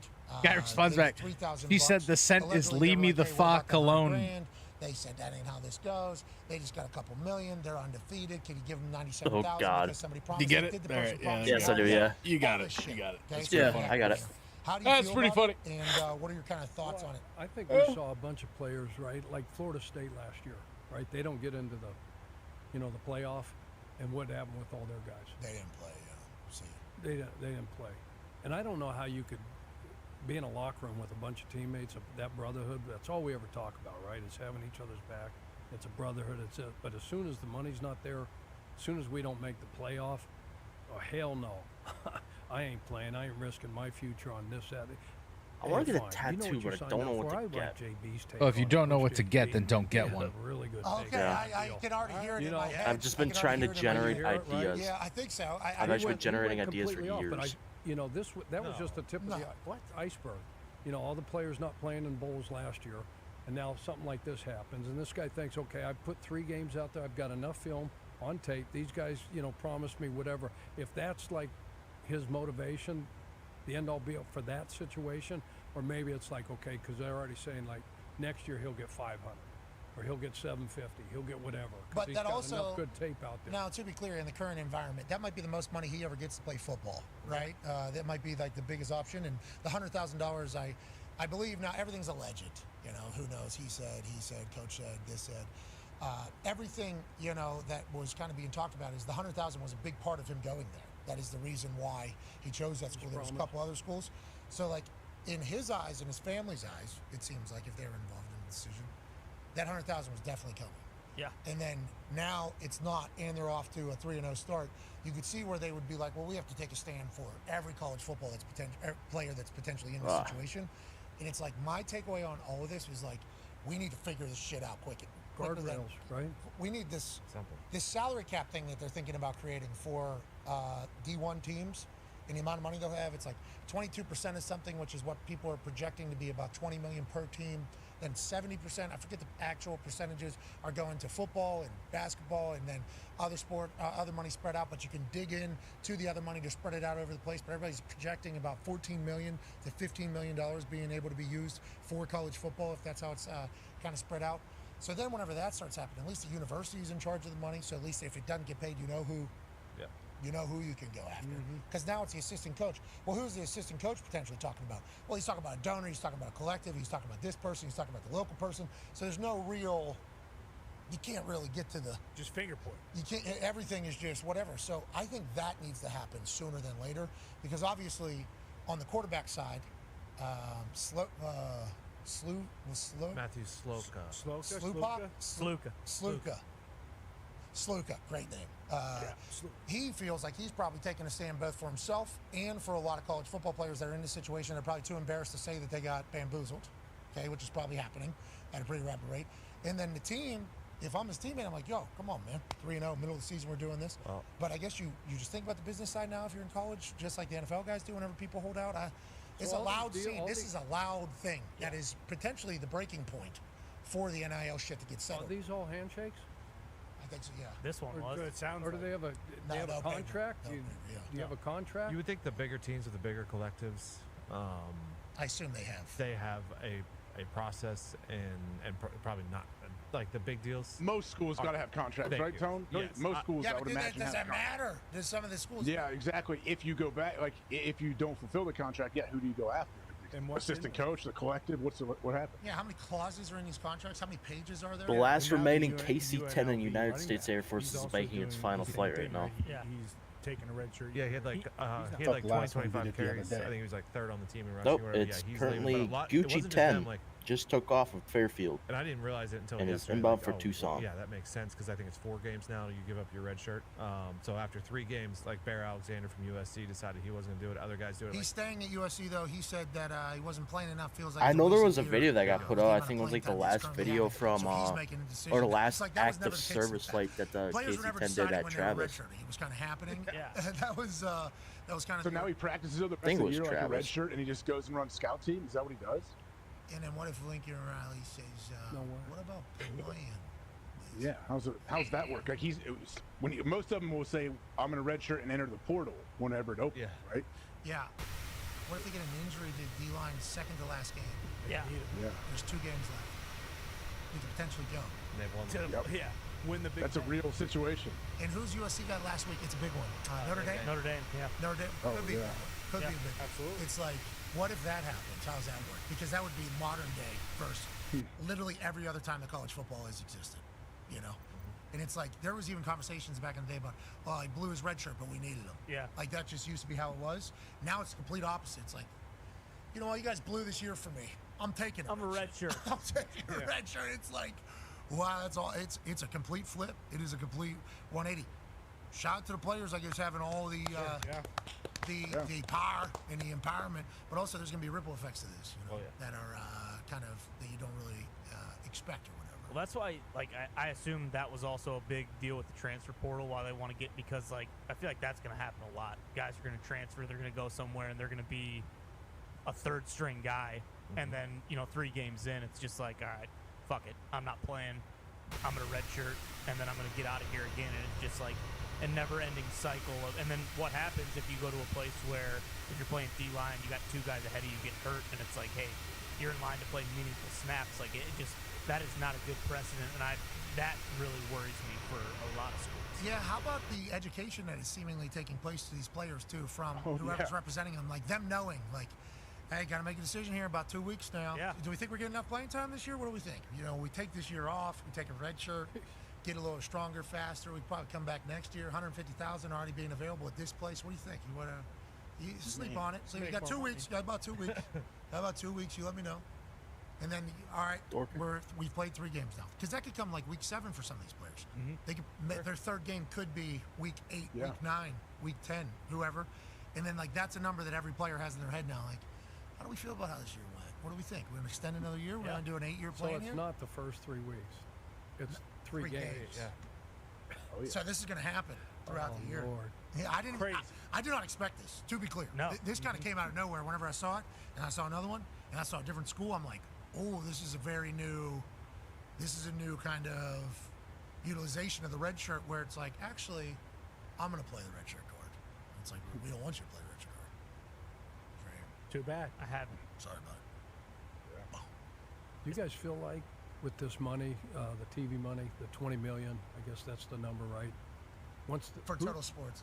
Yeah. So once they decide to divvy that up, you know, the dissension that's going to be within the programs. Oh, every college. Like who they decide in Title IX, how much do we have to give to women's sports, and then why are these guys getting? That'll be school by school, right, Chuck? Yeah. Will that be school by school deciding who get what sports get? To me, I Yes. would like one governing body, like whoever that guy, who's that guy that's going to be the commissioner of the NCAA? So like right we now, got, like the we got president is Rod, Charlie right? Baker. So right now is Charlie Baker's. So to me, if I'm at a university, I'm going to want Charlie Baker or some outside entity to say, okay, you guys decide. You guys decide for us, so that we say, like, they come to us, hey, look, this is how they divvied it up. Yeah. We got no. So I don't know if that's the case because I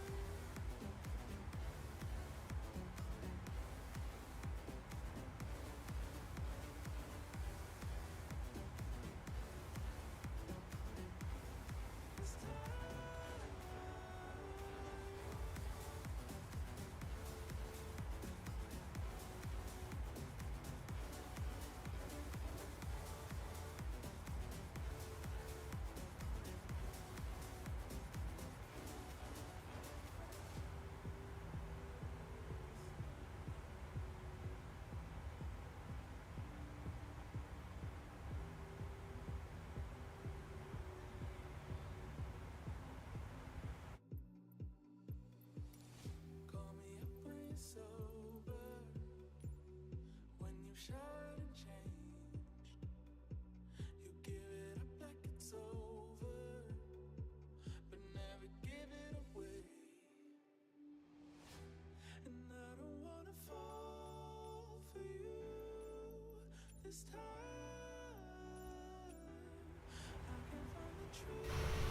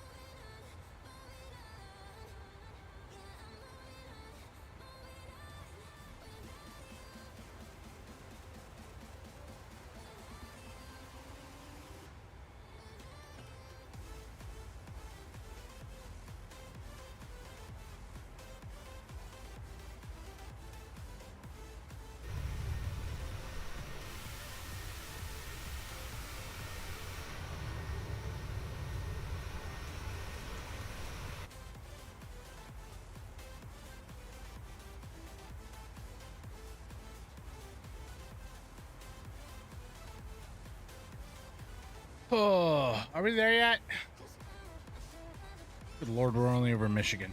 Oh my God.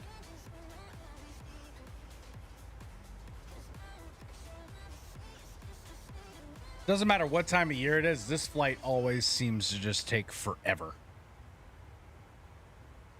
What, 3 hours ish? 2.5? 2 hours and like 2:45. Yeah.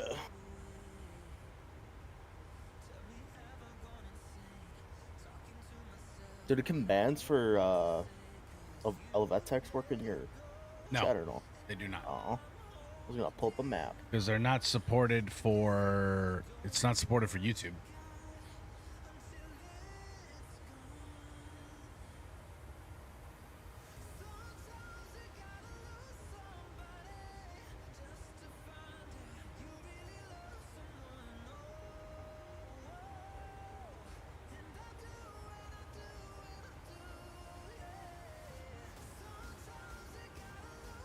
Ooh, you're gonna fly past my house? A little bit.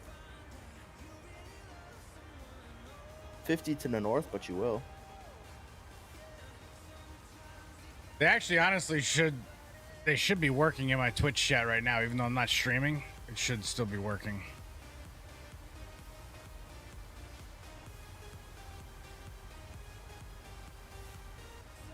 Yep, there you go.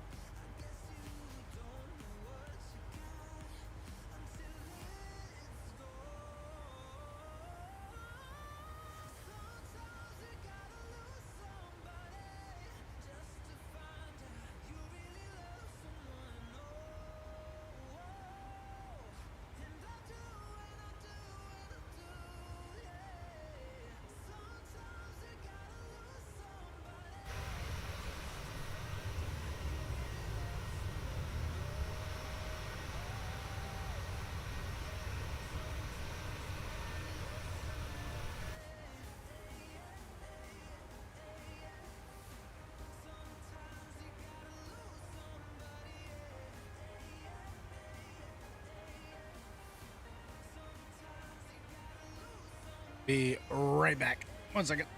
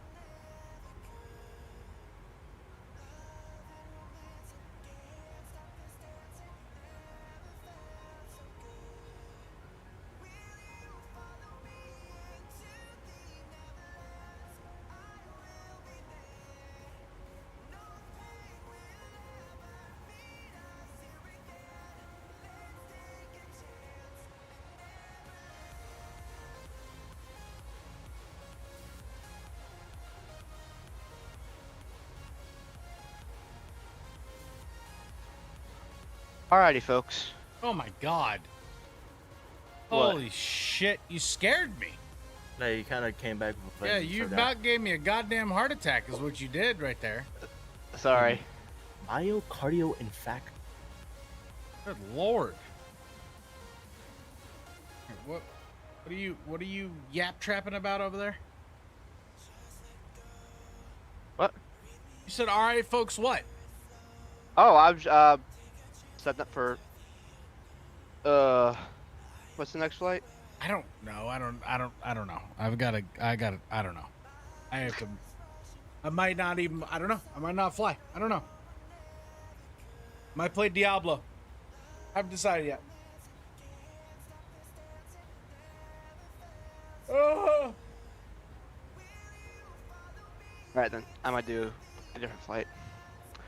You gotta It's probably the best bet that you do that, honestly, because. Yeah. Oh my God! What am? Oh, hold on.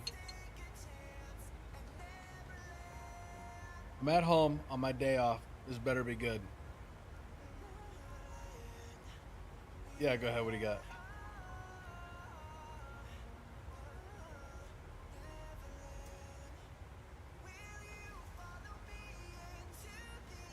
So how was the Walmart?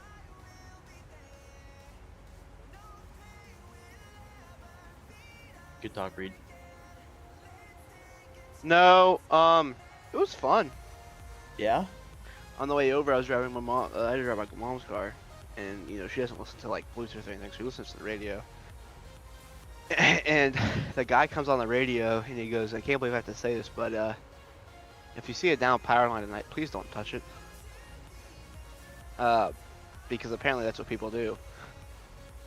Yes, because people are freaking stupid, Reed. It does happen, yes. I hate to say it that way, but yes. Have you ever seen an electrocuted victim? No. I haven't It's either. happened before, though, in my area. Well, I bet it has. Except it was not the people's fault. They were doing everything correct.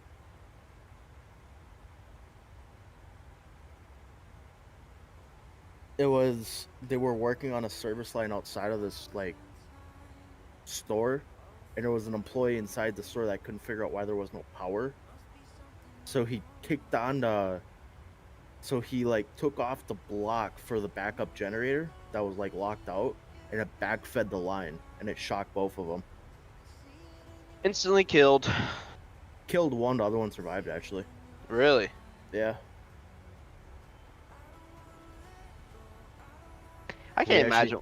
I can't imagine what that feels like because I've been shocked by little things before. Yeah.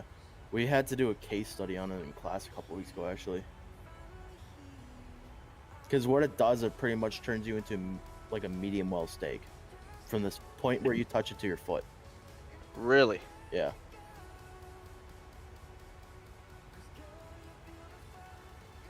Let's say you get electrocuted in the knee. To get, it's just gonna go from your knee down to your... So you could still survive that, or could you not? You could, yeah.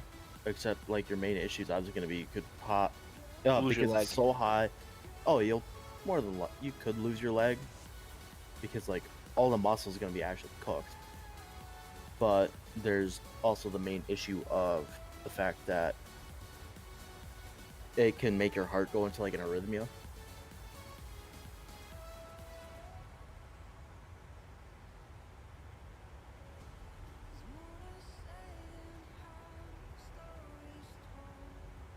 Not gonna lie, I kind of wanna. It would be kind of cool to be in Florida right now. I need to get my laptop. I got to book a rental car. Hang on. Where are you going on a trip, buddy?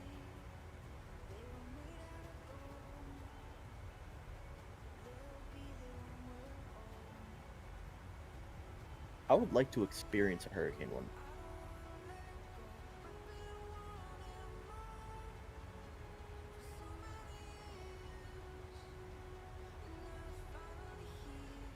No, Reed's got part of the hurricane right now, actually. Is it windy outside? Red. This thing. No, we don't Get have up here anything so right I now. can This book is me a a whole rental different car. line. came through. I gotta get my shelf. It looks like it wait. developed off the line because like you can see the hurricane spiraling north, and this is also going north.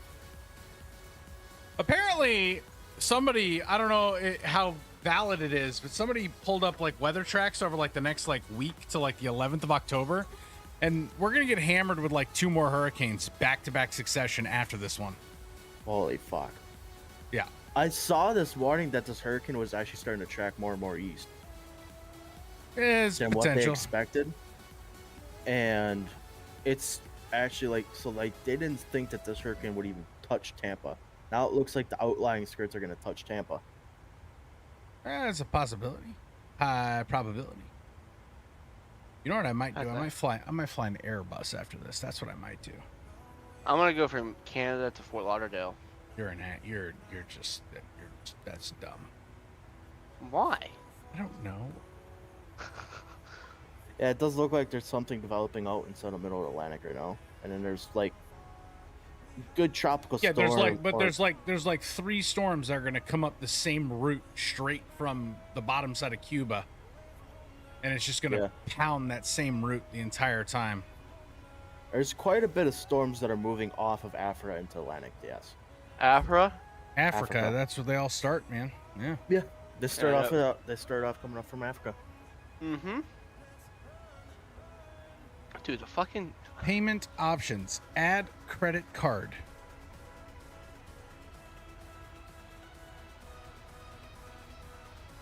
Shit. Hang on.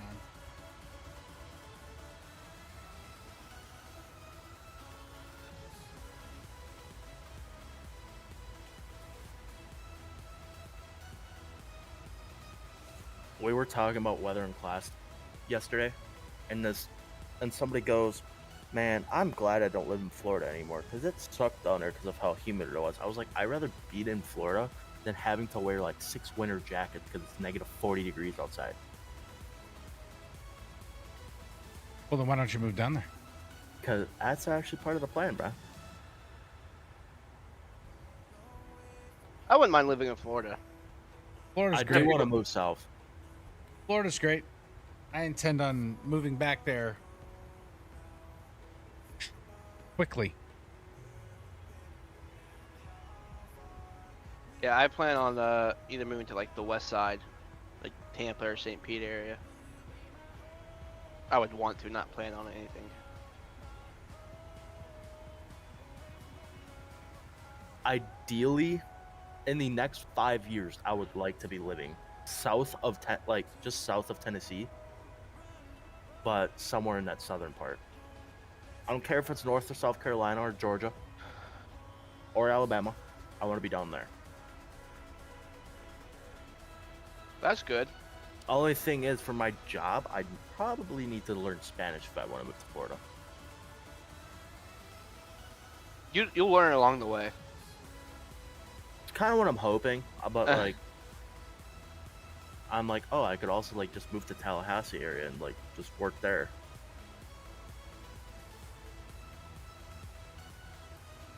Actually, Jacksonville has a National Guard base, right? What? I think Jacksonville has a military base. There's military bases all over in Florida. And that's where life is great, because you know what? I can work for the DOD as a contractor. Oh, for medical? Yeah. Because they hire DOD. So the Air Force doesn't want to... Air Force and Navy, they do not want to have their own like payroll of service members inside working as firefighters. They are more making a transition now to like it's civilians coming in and working the DOD contract. You make good money off of them? Oh, you would. They make bank, yeah, depending where you are. I actually almost applied for one out inside called Trucks Field. Actually, no, Volk Field, sorry. On the western part of the state. Only issue was it was still 48.96s, but it was only $14.25 an hour. Wait, was it 14? No, I think it was like $18.25 actually. It was low. And there's jack shit to do out there. Yeah. Yeah. You like in spring you fight like 1 or 2 wildfires, and then you essentially sit around twiddling your thumbs waiting for a car accident on the highway, or sit around twiddling your thumbs waiting for a operation to come flying in for training. That's about it. Well, wouldn't you want that? You know? Wouldn't you want it to be kind of quiet? Yes, but like You you wanna also it's your wanna do some stuff. business to do stuff. Yeah, I get that. It gets boring. I get that. I would pretty much chalk it up to imagine being a pilot and your flight being delayed for your entire 14-hour duty day, and you don't fly, and you just sit in the airport terminal and stare out a window. Yeah, that would suck. I would hate that. You just gotta go hard. Oh God. 604. Sign out.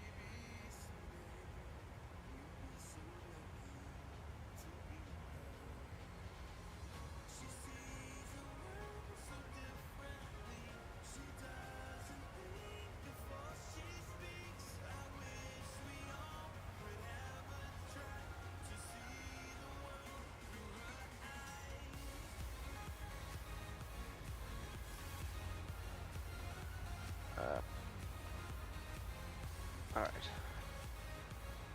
Yep. 132 nautical miles till descent. Inches, feet. That's fine. Cabin. That is fine. Fuel getting reporting.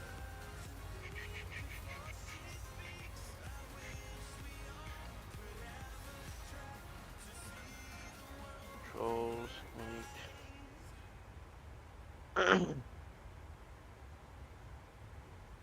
Alright.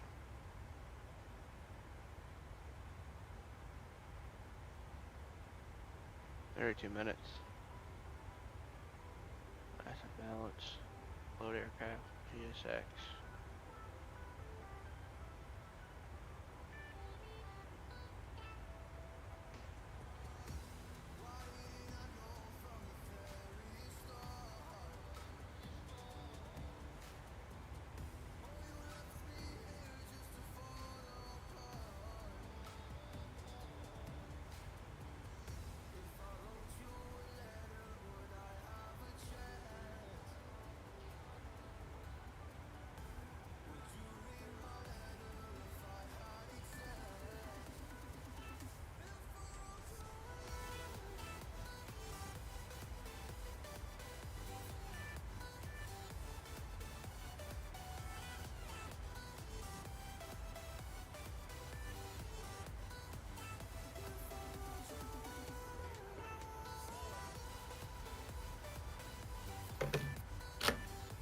Jesus.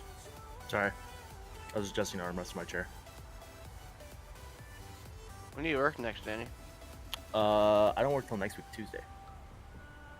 Oh, look at you. Except if there's an opening coming up on Saturday, I probably will pick it up. As long as it's at 12. I almost picked up at 12 this morning. Yeah.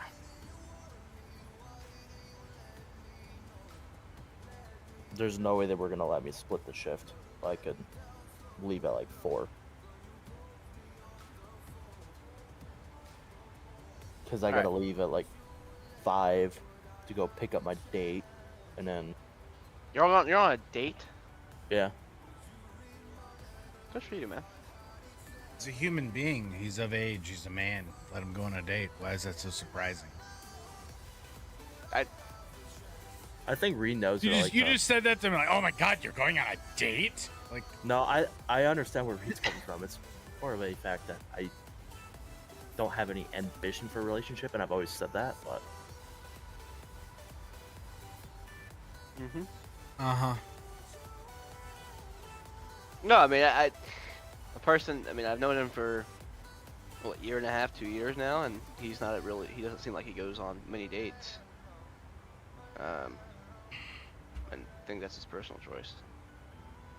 That's what kind of surprised me. Do you want to know the backstory about this? I know. fine on I Twitter. heard it. Nope. It was. Yeah. Oh, wasn't it the what happened to the one with the bar? Oh, this is the one for the bar. Okay. Yeah. 360. No, I just like owe it to her since like I strung her along for almost a year. Jesus. Yeah. And she's like, "Oh, I don't want you to have to drive all the way down here to come pick me up. Just drive all the way there." I'm like, "Well, I don't care. I can't drink. If you want, I will 100% drive so you can have like a beer or something." Look at you. Yeah. Because I have to leave at 4 o'clock in the morning to drive to Milwaukee, so That sucks. I don't mind it. I'll just leave from Milwaukee. I'll probably stay in Milwaukee for like a little bit, have breakfast, and then drive all the way up to class.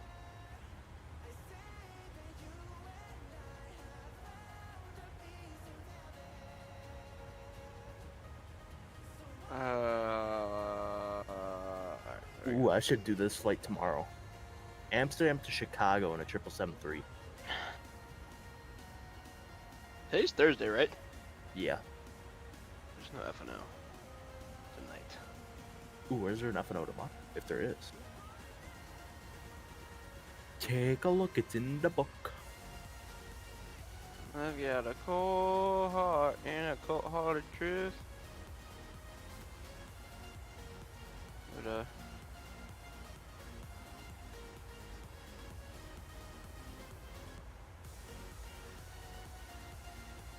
syrup. Really fun. That sounds good. Oh, it's Salt Lake City tomorrow. Oh, is it really? Yep. Should be fun.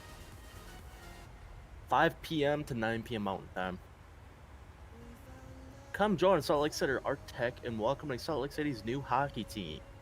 Enjoy a fun approach between many beautiful mountains surrounding the city. Take some time and stay and watch some of the early games of the season and go take a scenic hike.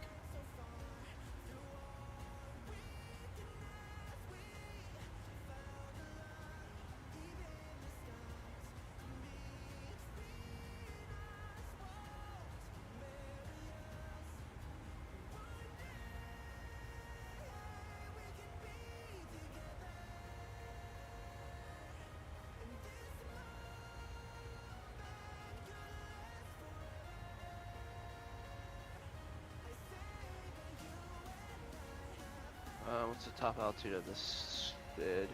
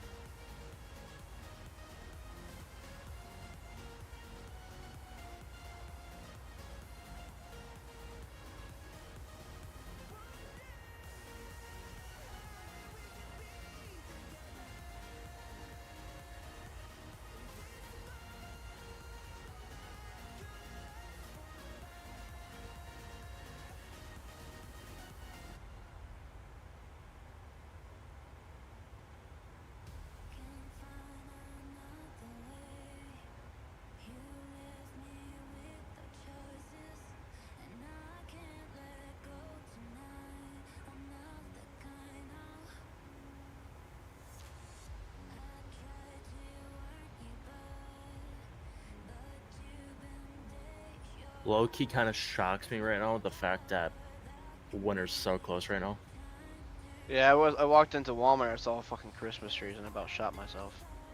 Mm-hmm. That's morbid.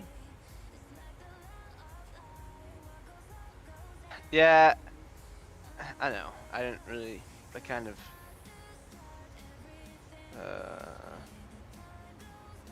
Like, don't get me wrong, I like wintertime for the fact that like there's snow and stuff, but like it gets boring after a week. I don't even get snow. I just get fucking. Everything Rain? is dead. Rain and everything is dead around me. Yeah. That's all it is. That's kind of why I want to move to Florida, because most of the trees still have leaves on it most of the year, the entire year.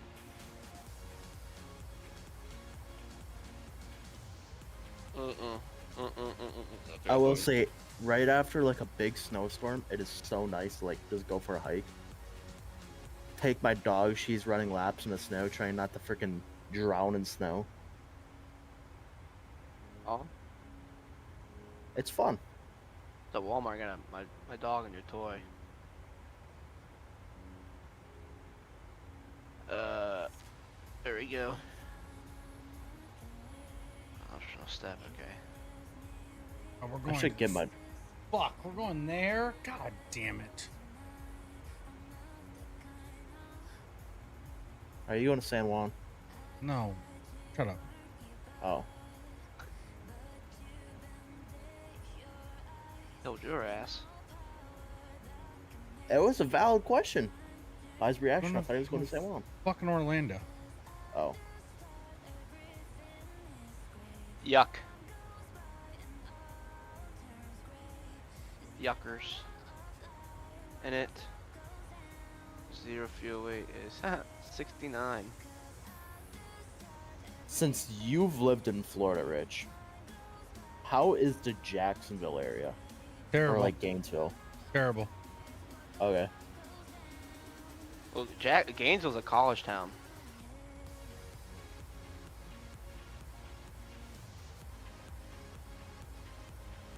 .13.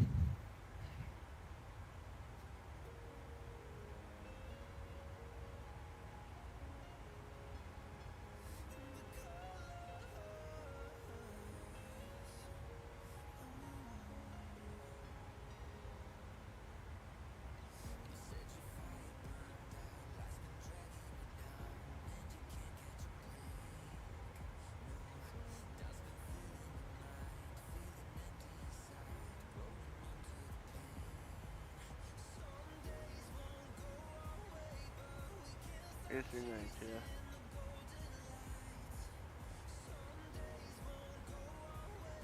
So 84.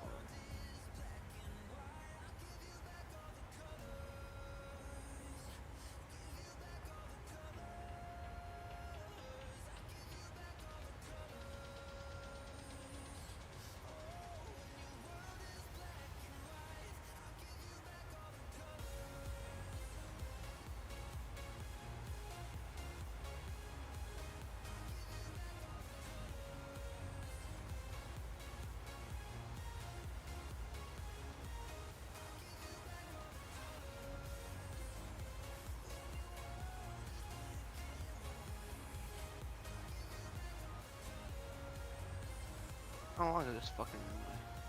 Freaking runway.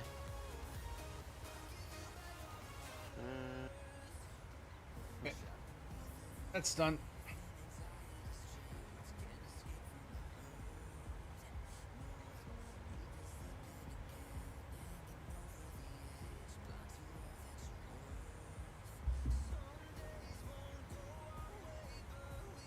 Rental cars booked.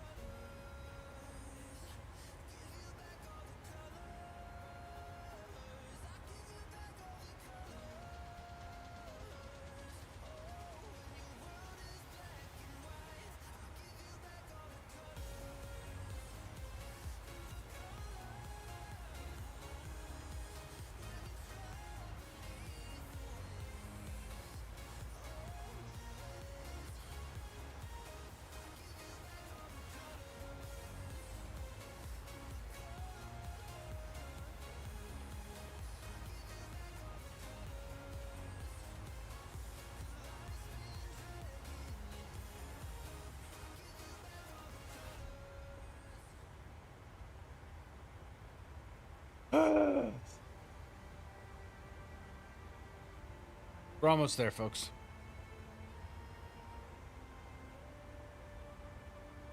8,000.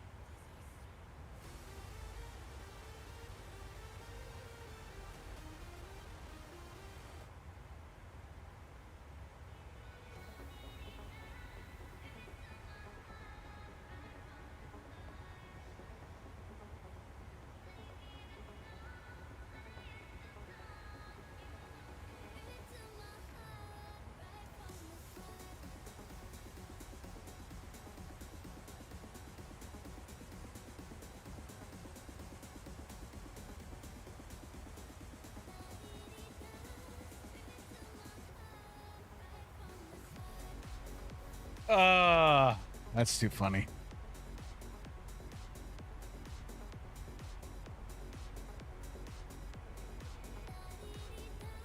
Oh man. All right, so where's my magic tablet?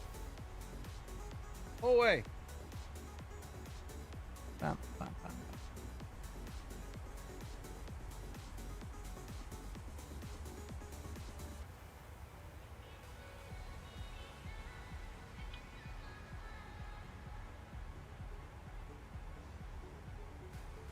Okay.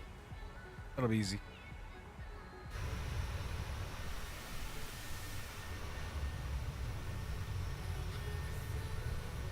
Mildly embarrassing. Just no. Huh? What?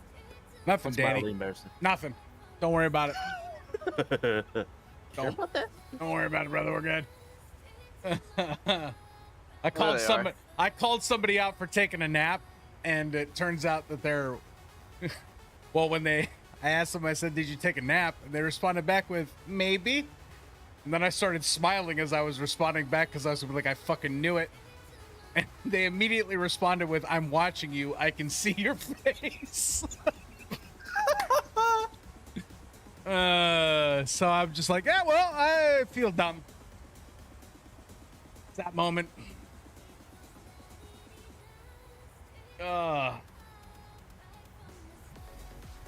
That's funny.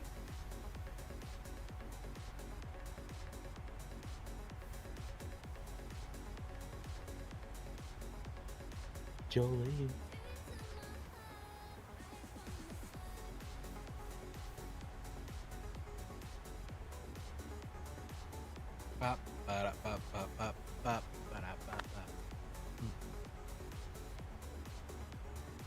What should I make for lunch? I had a turkey and ham and cheese sandwich and some almonds and stuff. And then, yeah, that's what I had. That was earlier, though. That was like an hour ago, hour and a half ago. Oh, fuck. It's already 2. Is it? Oh, no, it's almost 3 for me. Yeah. I just checked. All right. Well, good thing is that my rental car for tomorrow is booked, so that's good. Supposed to leave here at 10 a.m. tomorrow, but if that storm's not passed, we're going to wait a couple hours before we go. And then I'll be down to Orlando again for the 3rd time in a week. Well, 2nd time in a week. Florida for the 3rd time in a week. Ugh.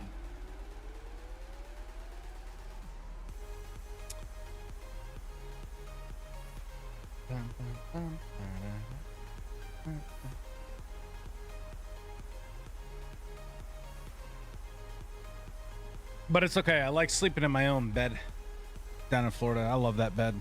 I actually wish I brought that bed with me. So fucking comfortable. What do you mean password is incorrect? Well, Correct, so Reed. usually what happens is when your password's incorrect, it means that you typed it in incorrectly. You should probably try to type it in correctly and see what happens. Mm-hmm. Yep. Yeah.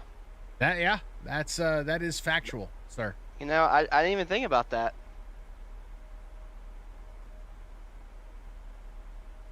You just made my whole day. Alright. Reset password. Gmail.com. Oh, FAA just opened up their application process for controllers again. Yes, sir. Just freaking smart. Wait. Application for air traffic control? Yep. What, are you going to go do it? Probably not, no. Why not? I'd rather finish school. You can just die a sad, lonely life being the Green Bay Tower controller for the rest of your life. There you go. Right? I swore, so let me think how to phrase this. If it were up to me, I would not choose, like, obviously, like, when they release the bidding process or whatever it is, where, like, you can choose where you want to go. Uh-huh. Except you're just going to be in a different pay scale. If it's a lower pay scale, and, like, let's just say I have Green Bay, and let's just say, like, Hoboken Tower. Hoboken Tower, New Jersey? Why would I'm just like, I don't even think that's actually. tower. I don't even think Hoboken's a real place, but okay. Well, I mean, it is a real city, but I don't think it's actually an airport there. Okay. Yeah. Well, let's just say like middle of Kansas. There's a place. Actually, no, I probably wouldn't even choose Kansas. Fuck that. I'd go to Green Bay. If it was Texas, let's just say there was a little place in Texas called like Hoboken. They had an active tower, and you could apply to work there or Green Bay. Except I'd make $10,000 more in Green Bay. I would probably still move to Texas. You really don't like the cold, do you? I don't. It's so boring. How? There's a reason there's so many alcoholics up here, bro, because it's literally depressing. That is true. It's the reason why a lot of people leave to Wisconsin. Exactly. That's why I want to leave. I know a couple of good friends of mine that are from Racine and a couple other places, and they'll never go back. They hate the weather. Yeah. Damn. I mean, like, spring doesn't, like, it doesn't seem like spring till almost May. It's kind of sad. So literally between, like, October and May, it's depressing. Because there's no leaves on the trees, gloomy, sad, then there's the snow, then you're freezing your ass off to the point where you think you're going to die of frostbite or something. And then it, like, starts to turn into summer. Then you have summer for 2 months, and then it's back to cold. Question for you guys. Are the NOAA pilots like the, National Atmospheric, whatever their name is? Are those military pilots, or are those actual, like, a separate group of pilots? NOAA they're employed by the National, whatever, what is it, aviation, what does NOAA even stand for? National Oceanographic, I can't even talk. Whatever it stands for, they're employed specifically by them, but they're a government employee. Okay. It's because NOAA is a government agency, right, Dan? Yeah, it's NOAA.gov, so yeah. Yeah, it's a gov agency.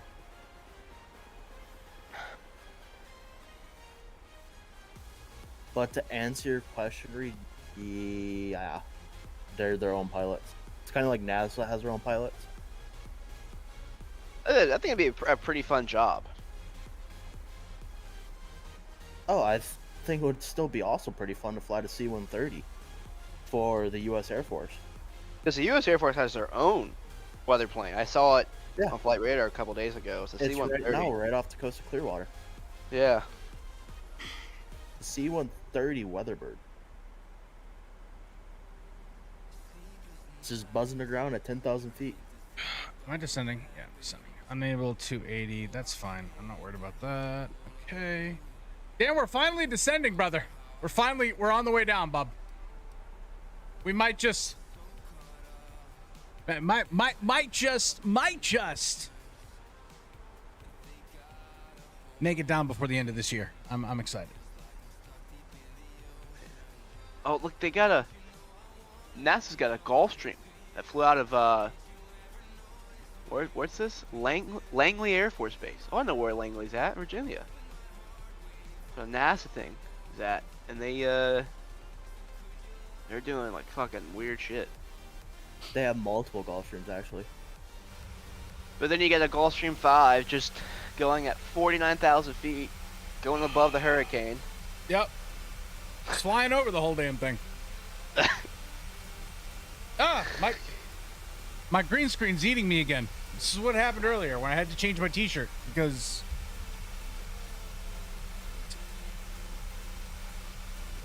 what happens when you don't have an actual green screen behind you. But I always said to myself I would never actually put a green screen behind me. And I found a way to do it without putting a green screen behind me.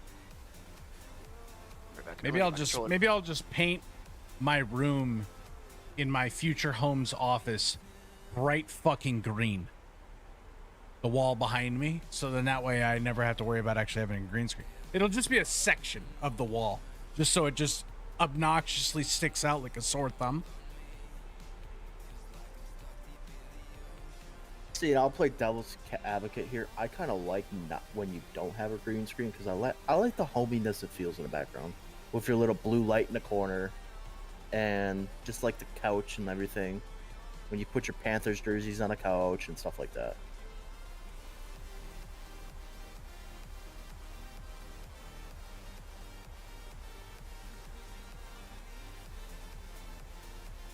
What you mean? Wait, what'd you say? I said I like when you don't have a green screen because I like the hominess it feels in the background.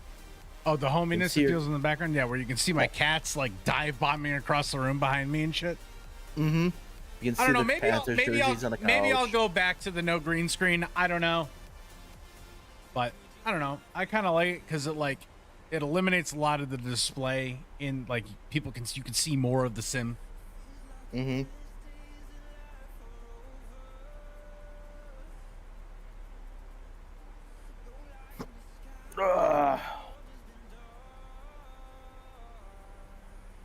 Give me a METAR for MSP in the chat, boys. Give me one. Let me get one. Type one in there. Nightbot's going to take about 12 years to respond to it, but it'll happen. Nightbot's going to take about 10 minutes to give me an accurate METAR. But there it is. Look at that. That was fast, actually. That was actually pretty fast. 3002 on the altimeter.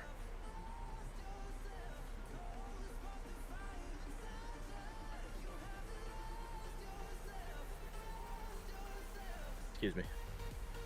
Do some landing data again here. Import the weather. Calculate it again. 3002. Look at that. That's looking nice. Wait, what's the wind? 198.8. All right, we're still landing on 12.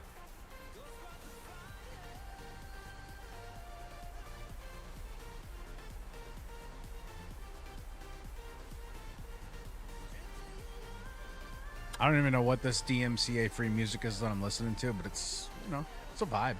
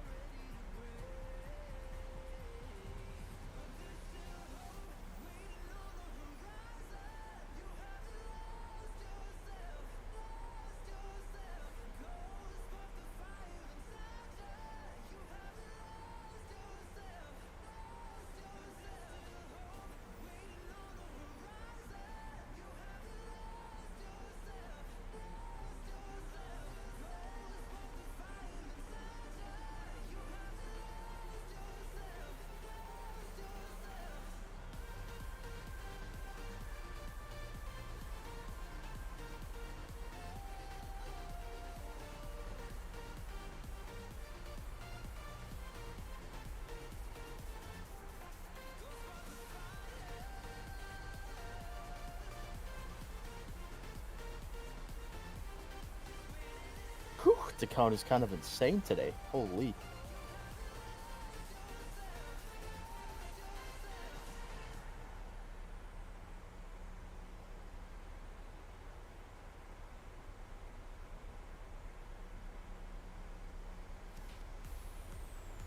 Oh my God, that's not the word I meant to put in there. Uh-oh. I meant to write the word two, and it wrote the word toe. No. Doesn't really, didn't really go. All right, though.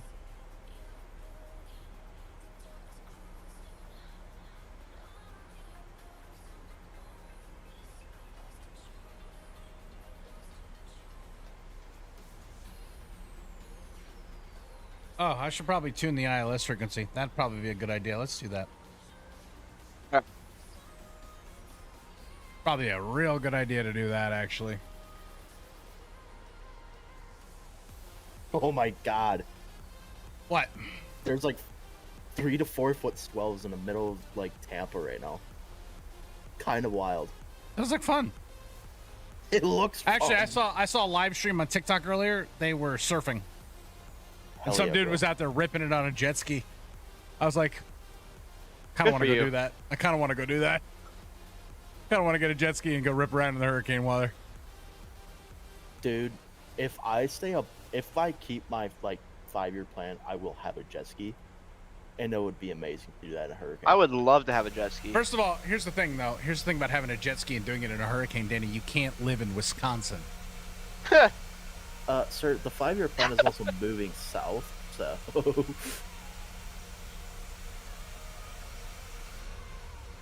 If you put tracks on a jet ski, does it? No, I'm not gonna. What? Deal with that. I'm not gonna continue. Huh? I think you were thinking about a snowmobile, Reed. Yeah, I was like, isn't it just the same thing but different? Same, but different, but still same. Yeah, you know.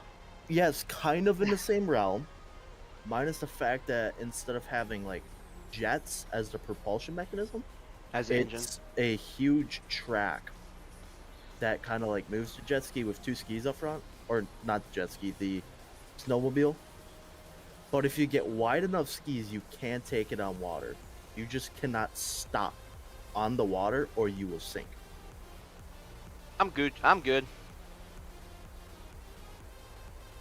Let's see. Jet ski to snow mobile combo. There's no. Yeah, there is. No. Because the jet ski needs water in order to run. Right. Uh-huh. But it'd be pretty cool if like you'd switch it out, you know? But it wouldn't run because it needs water in order to propel the jet. Right. So when you take it out of the water to run it like a jet ski or to run it like a snowmobile, it's not going to work. You just put like a track on. The like motor doesn't work. The motor requires water to run. In order to move or cause propulsion, I should say, it has to be in water. What propulsion are you going to have that's going to drive the track when it's out of water? Good question. I don't know. Reed, how about you do us a favor? You invent this thing. And then you can profit off Invent it, and then, no, here's what you're going to do. You're going to send me the patent for review, and then I'm going to fuck you over and send it off and make the money myself. Oh, look at that. Minneapolis. We're here, boys. Oops. Well, 2 motorcycles on County Road F in Kettle Moraine Lake. One drove into the lake. Driver swam back to shore, got on the other bike, and left. Ah, welcome to Wisconsin. Nice. I don't think you could do that. Yeah, he 100% crashed into the lake. You guys see Rav captured some grandma getting arrested? Yes, I watched his entire live PD diatribe on Snapchat earlier. It was lovely. I did not because I couldn't be asked to watch it. There's like, well, I mean, it was some like elderly, like 70-year-old woman that was getting a field sobriety in a gas station across the street. I mean, you gotta feel bad for her, to be honest, but yeah. But what's not to say that that wasn't like an actual field sobriety test? What if she was actually having like a medical emergency raft? But she wasn't. But yeah, what? They were legitimately doing a field sobriety test with her, and then they threw her in handcuffs. I mean, that's not to say she wasn't having a diabetic issue, though. Just playing devil's advocate. Wouldn't she have said that then? Yeah. No, some people, when they have a diabetic emergency, they're so altered that they can't, and they will mimic the signs of an alcohol intoxication. Yep. Okay, but she was legitimately coherently talking to the cop and doing the field sobriety test. It's okay, I'll wait. No, I understand what you mean. It's just like, I don't know. I just like playing devil's advocate. So you think she was having a diabetic emergency? No, I was just saying, like, that's one thing that could happen. Symptoms are similar. Yes. But she probably booze cruising through town, 100%. Yes, Denver, Colorado. Am I surprised? No. It kind of reminds me of the one time that I had somebody like, oh yeah, I haven't had a drink of alcohol in years. Seems like Denver's been in the news all the time now. I mean, covering a wide spectrum of situations. Crime. Just crime, really. Yeah, but it's all types of crime. It's Oh yeah, gangs. Pedophiles, Jesus. drugs. Where is this, Denver? Yeah. Yeah, Yeah, Denver's getting real bad, man. Yeah. Denver used to not be that way. I wonder And why. then they let all those damn hippies in. Addy, keep them in the state. It kind of reminds me of like They let all those damn hippies in, and it reminds me of a more tame version of like San Francisco and Miami. See, that's because Merged. California didn't come up with a saying that says, don't California my Colorado.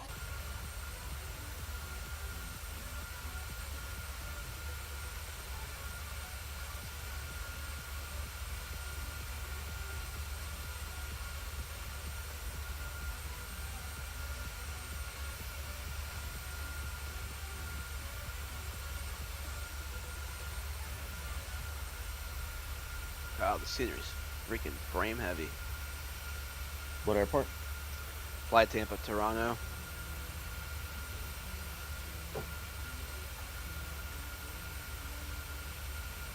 I'm sorry, I heard Fly Tampa. I didn't hear what airport though. I would've- Toronto. Oh, okay. Yeah, sorry. I kind of like blanked halfway through your words. That's all right. Squirrel moment. I need to land because I need to make a Walmart run before the rain comes. Be safe, sir. Oh, I'm in a non-threat area. I just need to get out, beat the rain. And you want to beat everybody like the panic buyers because you still want to be able to buy like your regular stuff. You know, No, this area is not affected. Is it true though that like people will buy milk and like bread Yes. for some reason? Okay. Yes. That's the saying around here. You go buy your milk and bread, which makes no fucking sense because if you lose power, your milk goes expired. Or like it comes bad because you'll be in the heat, or like it won't stay cold. oh, here goes Rav sending more videos to the group. What does he got? What do we got now? Oh God. Is he working at the car wash? What the Nope, fuck he is just got off of work at the car wash.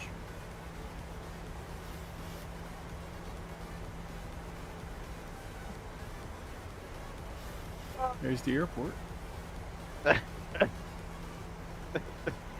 Oh, it's too funny. No, but he's dancing like I'm a never tweaker in gonna. a I'm little never gonna parking get lot. those 15 seconds of my life back. Same. I'm never Should gonna I- get those 15 seconds of my life back watching that. Like, Should I head him off to who sings that song? What? One song, PC. Is that shirt blue or is it white? Hold up. Yeah, it's blue.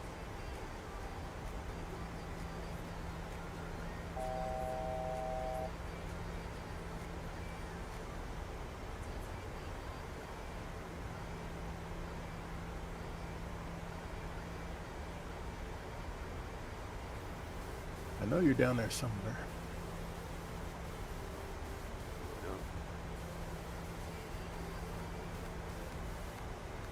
Crossing over the top of the airport now.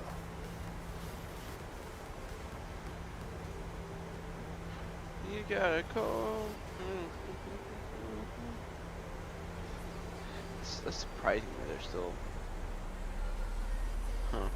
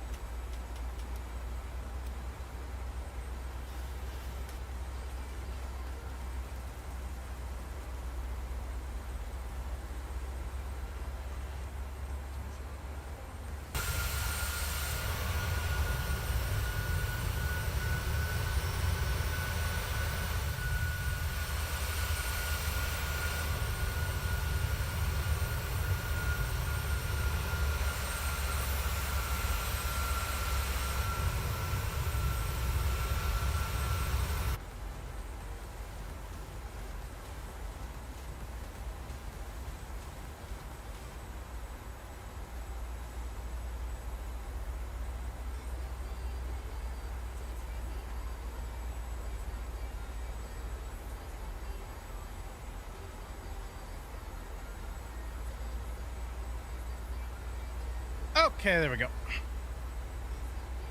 Let's land this plane. Flight was a lot longer than I was expecting it to be.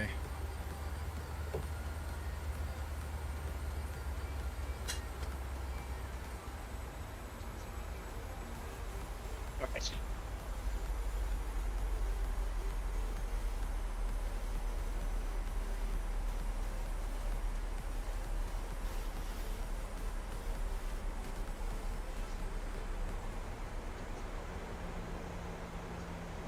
It's 5.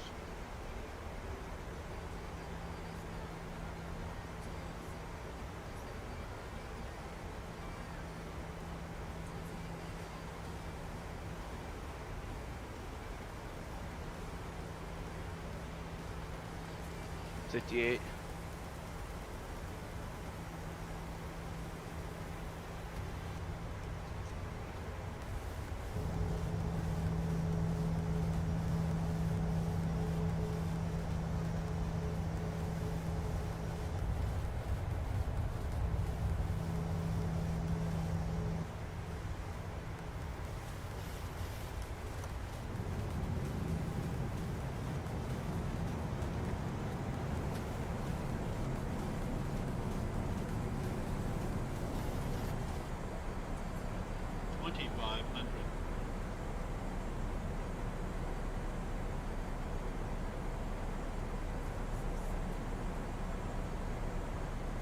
Oh God.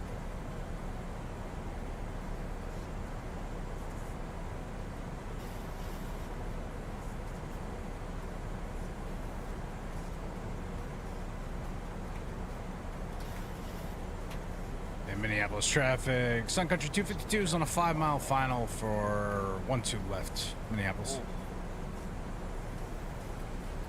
I hope that's a 5-mile final. It is. Is that you next to me? Yep.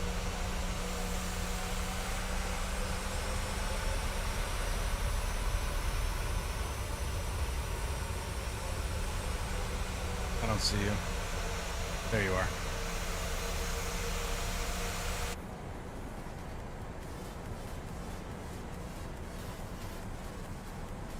Got a visual on you. My 11 o'clock.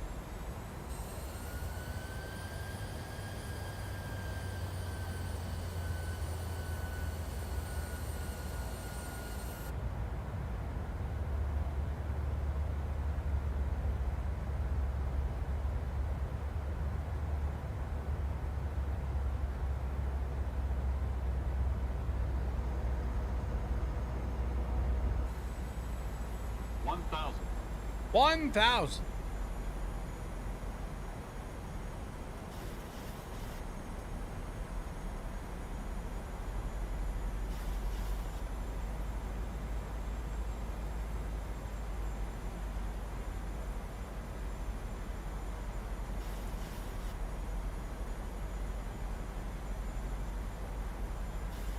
Mini traffic United 434 pushing on to Quebec out of the Echo Gate. Mini. Minneapolis traffic. Sun Country 252. Short final 1-2 left. Minneapolis.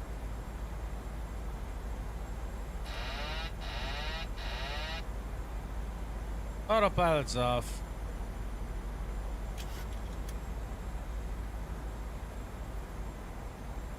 $1,000.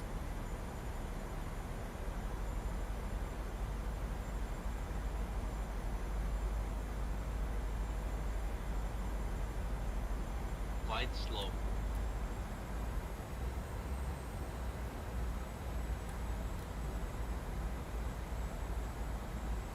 $100. 50.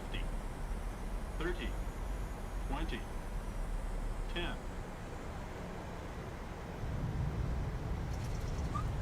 I rolled that on. Oh my.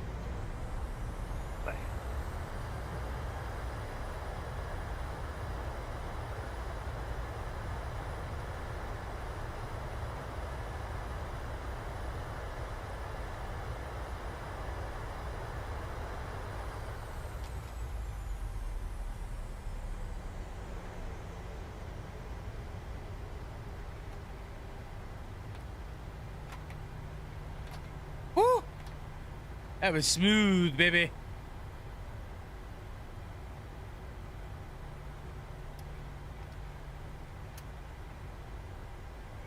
Oh, you landed on the north side? Yeah, their gates are on the north side. I think they're on the south side, actually. Nope, they're on the north side.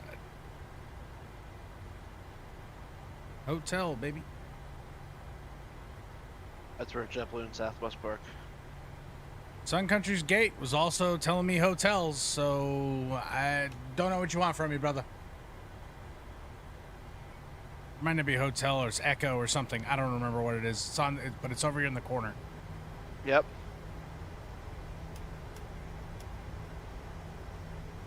Mini traffic United 434 out of the Echo Gate, runway 12 left, you get Delta pop across 22.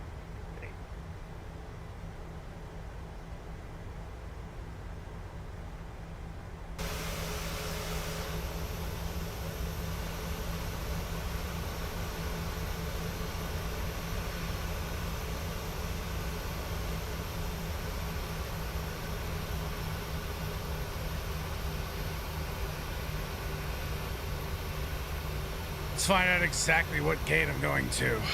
SCX 252 went to gate Hotel 5. Bingo. There it is.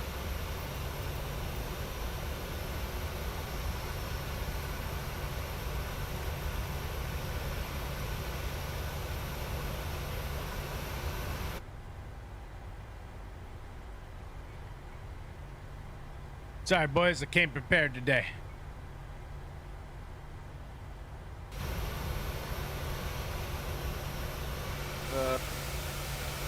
Cap.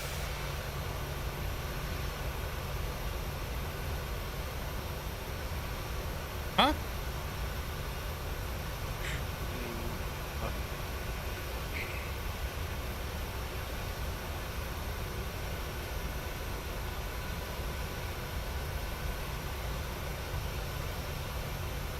Alright.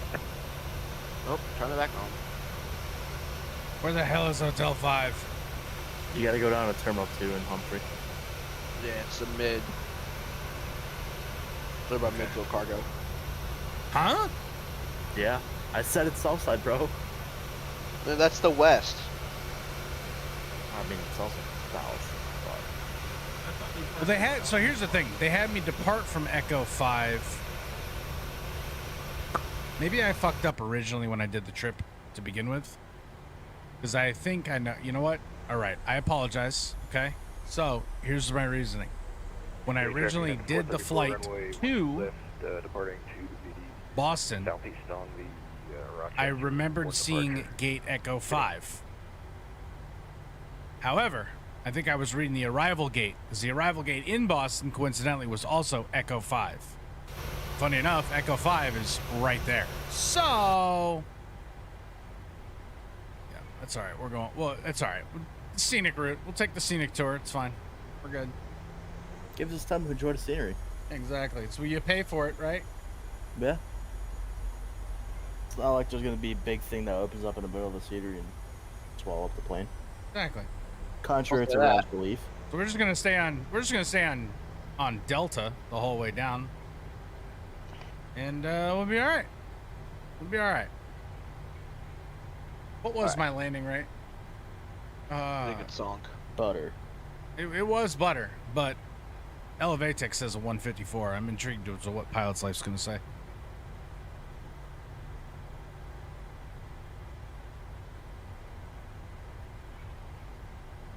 Minneapolis traffic, Sun Country Somebody else is 252 on is crossing final. runway 12 Just so. right on Delta. I wonder if you can see the National Guard hangar here. On the north side? Yeah, it's over there. I don't know. I have zero clue where it actually is. It's right there. Oh, okay.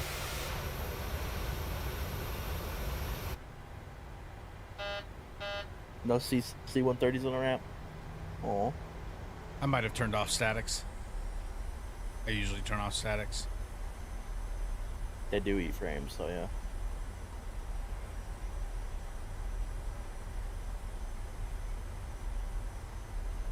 Alright, since you're done, I'm gonna go ahead and make dinner for the family so they have something to eat when I leave. You're making dinner for the family, huh? Yeah. What you making? So I have some fondue cheese that's still in the fridge from when I bought it a couple months ago. Fondue?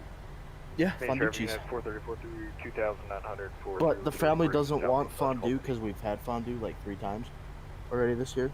And they're like, we're tired of it and we want to get rid of this cheese because it expires mid-next month. So I'm making mac and cheese with fondue cheese. Nice. And Stop some talking. pulled pork left to put on top of it. Stop talking. Stop Am I talking. making you hungry? Yes. I'll send you a photo on quick. How about that, Reed? Nope. Put it in the Snapchat group. I want to see the mac and cheese when it's done. Oh, I will 100% be posting photos. Just for you. I'm gonna want mac and cheese for dinner now. Go get mac and cheese for dinner. Live your life, bro. Don't Live fuck around. free. I got that Kraft family style deluxe mac and cheese in the cabinet. I'll whip it up right now. So Kroger has a brand called Private Selection. So they have like a truffle one, they have a barbecue hickory one, and I think they have like an Italian one, and like there's another flavor. Those are really good.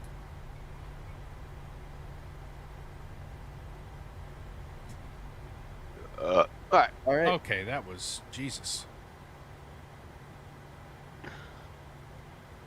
50%.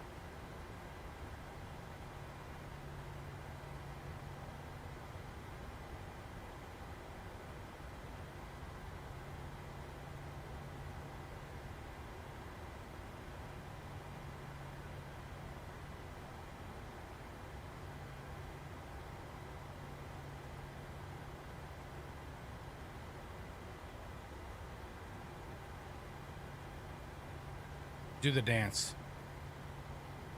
You're gonna do the dance.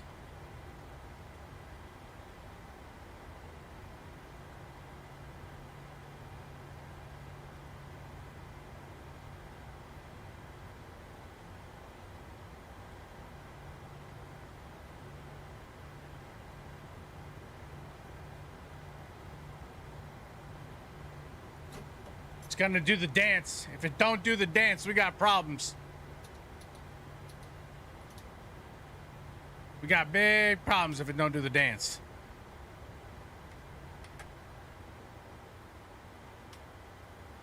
Do the dance. It's not gonna do the dance. It's doing the dance. Let's go. Look at that man, Gangnam style. That's what I'm talking about. Appreciate it. Thank you so much for doing the dance. Really, really means a lot that you would do that. The boarding requested. The boarding requested.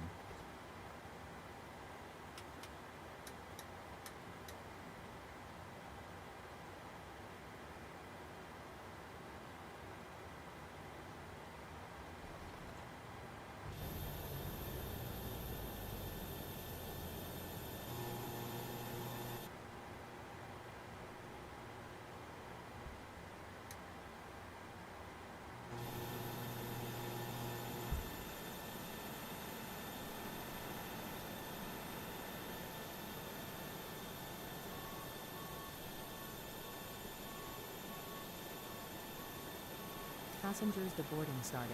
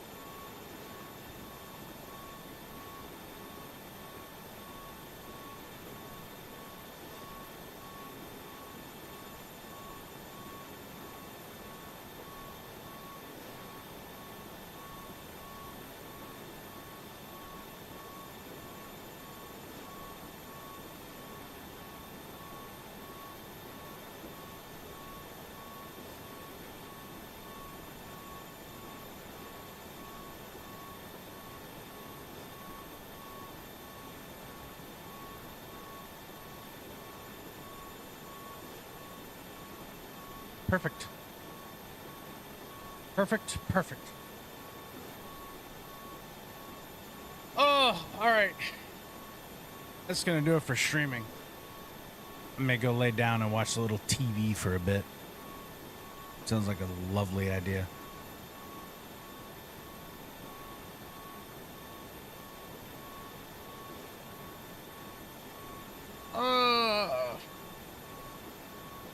It's all right.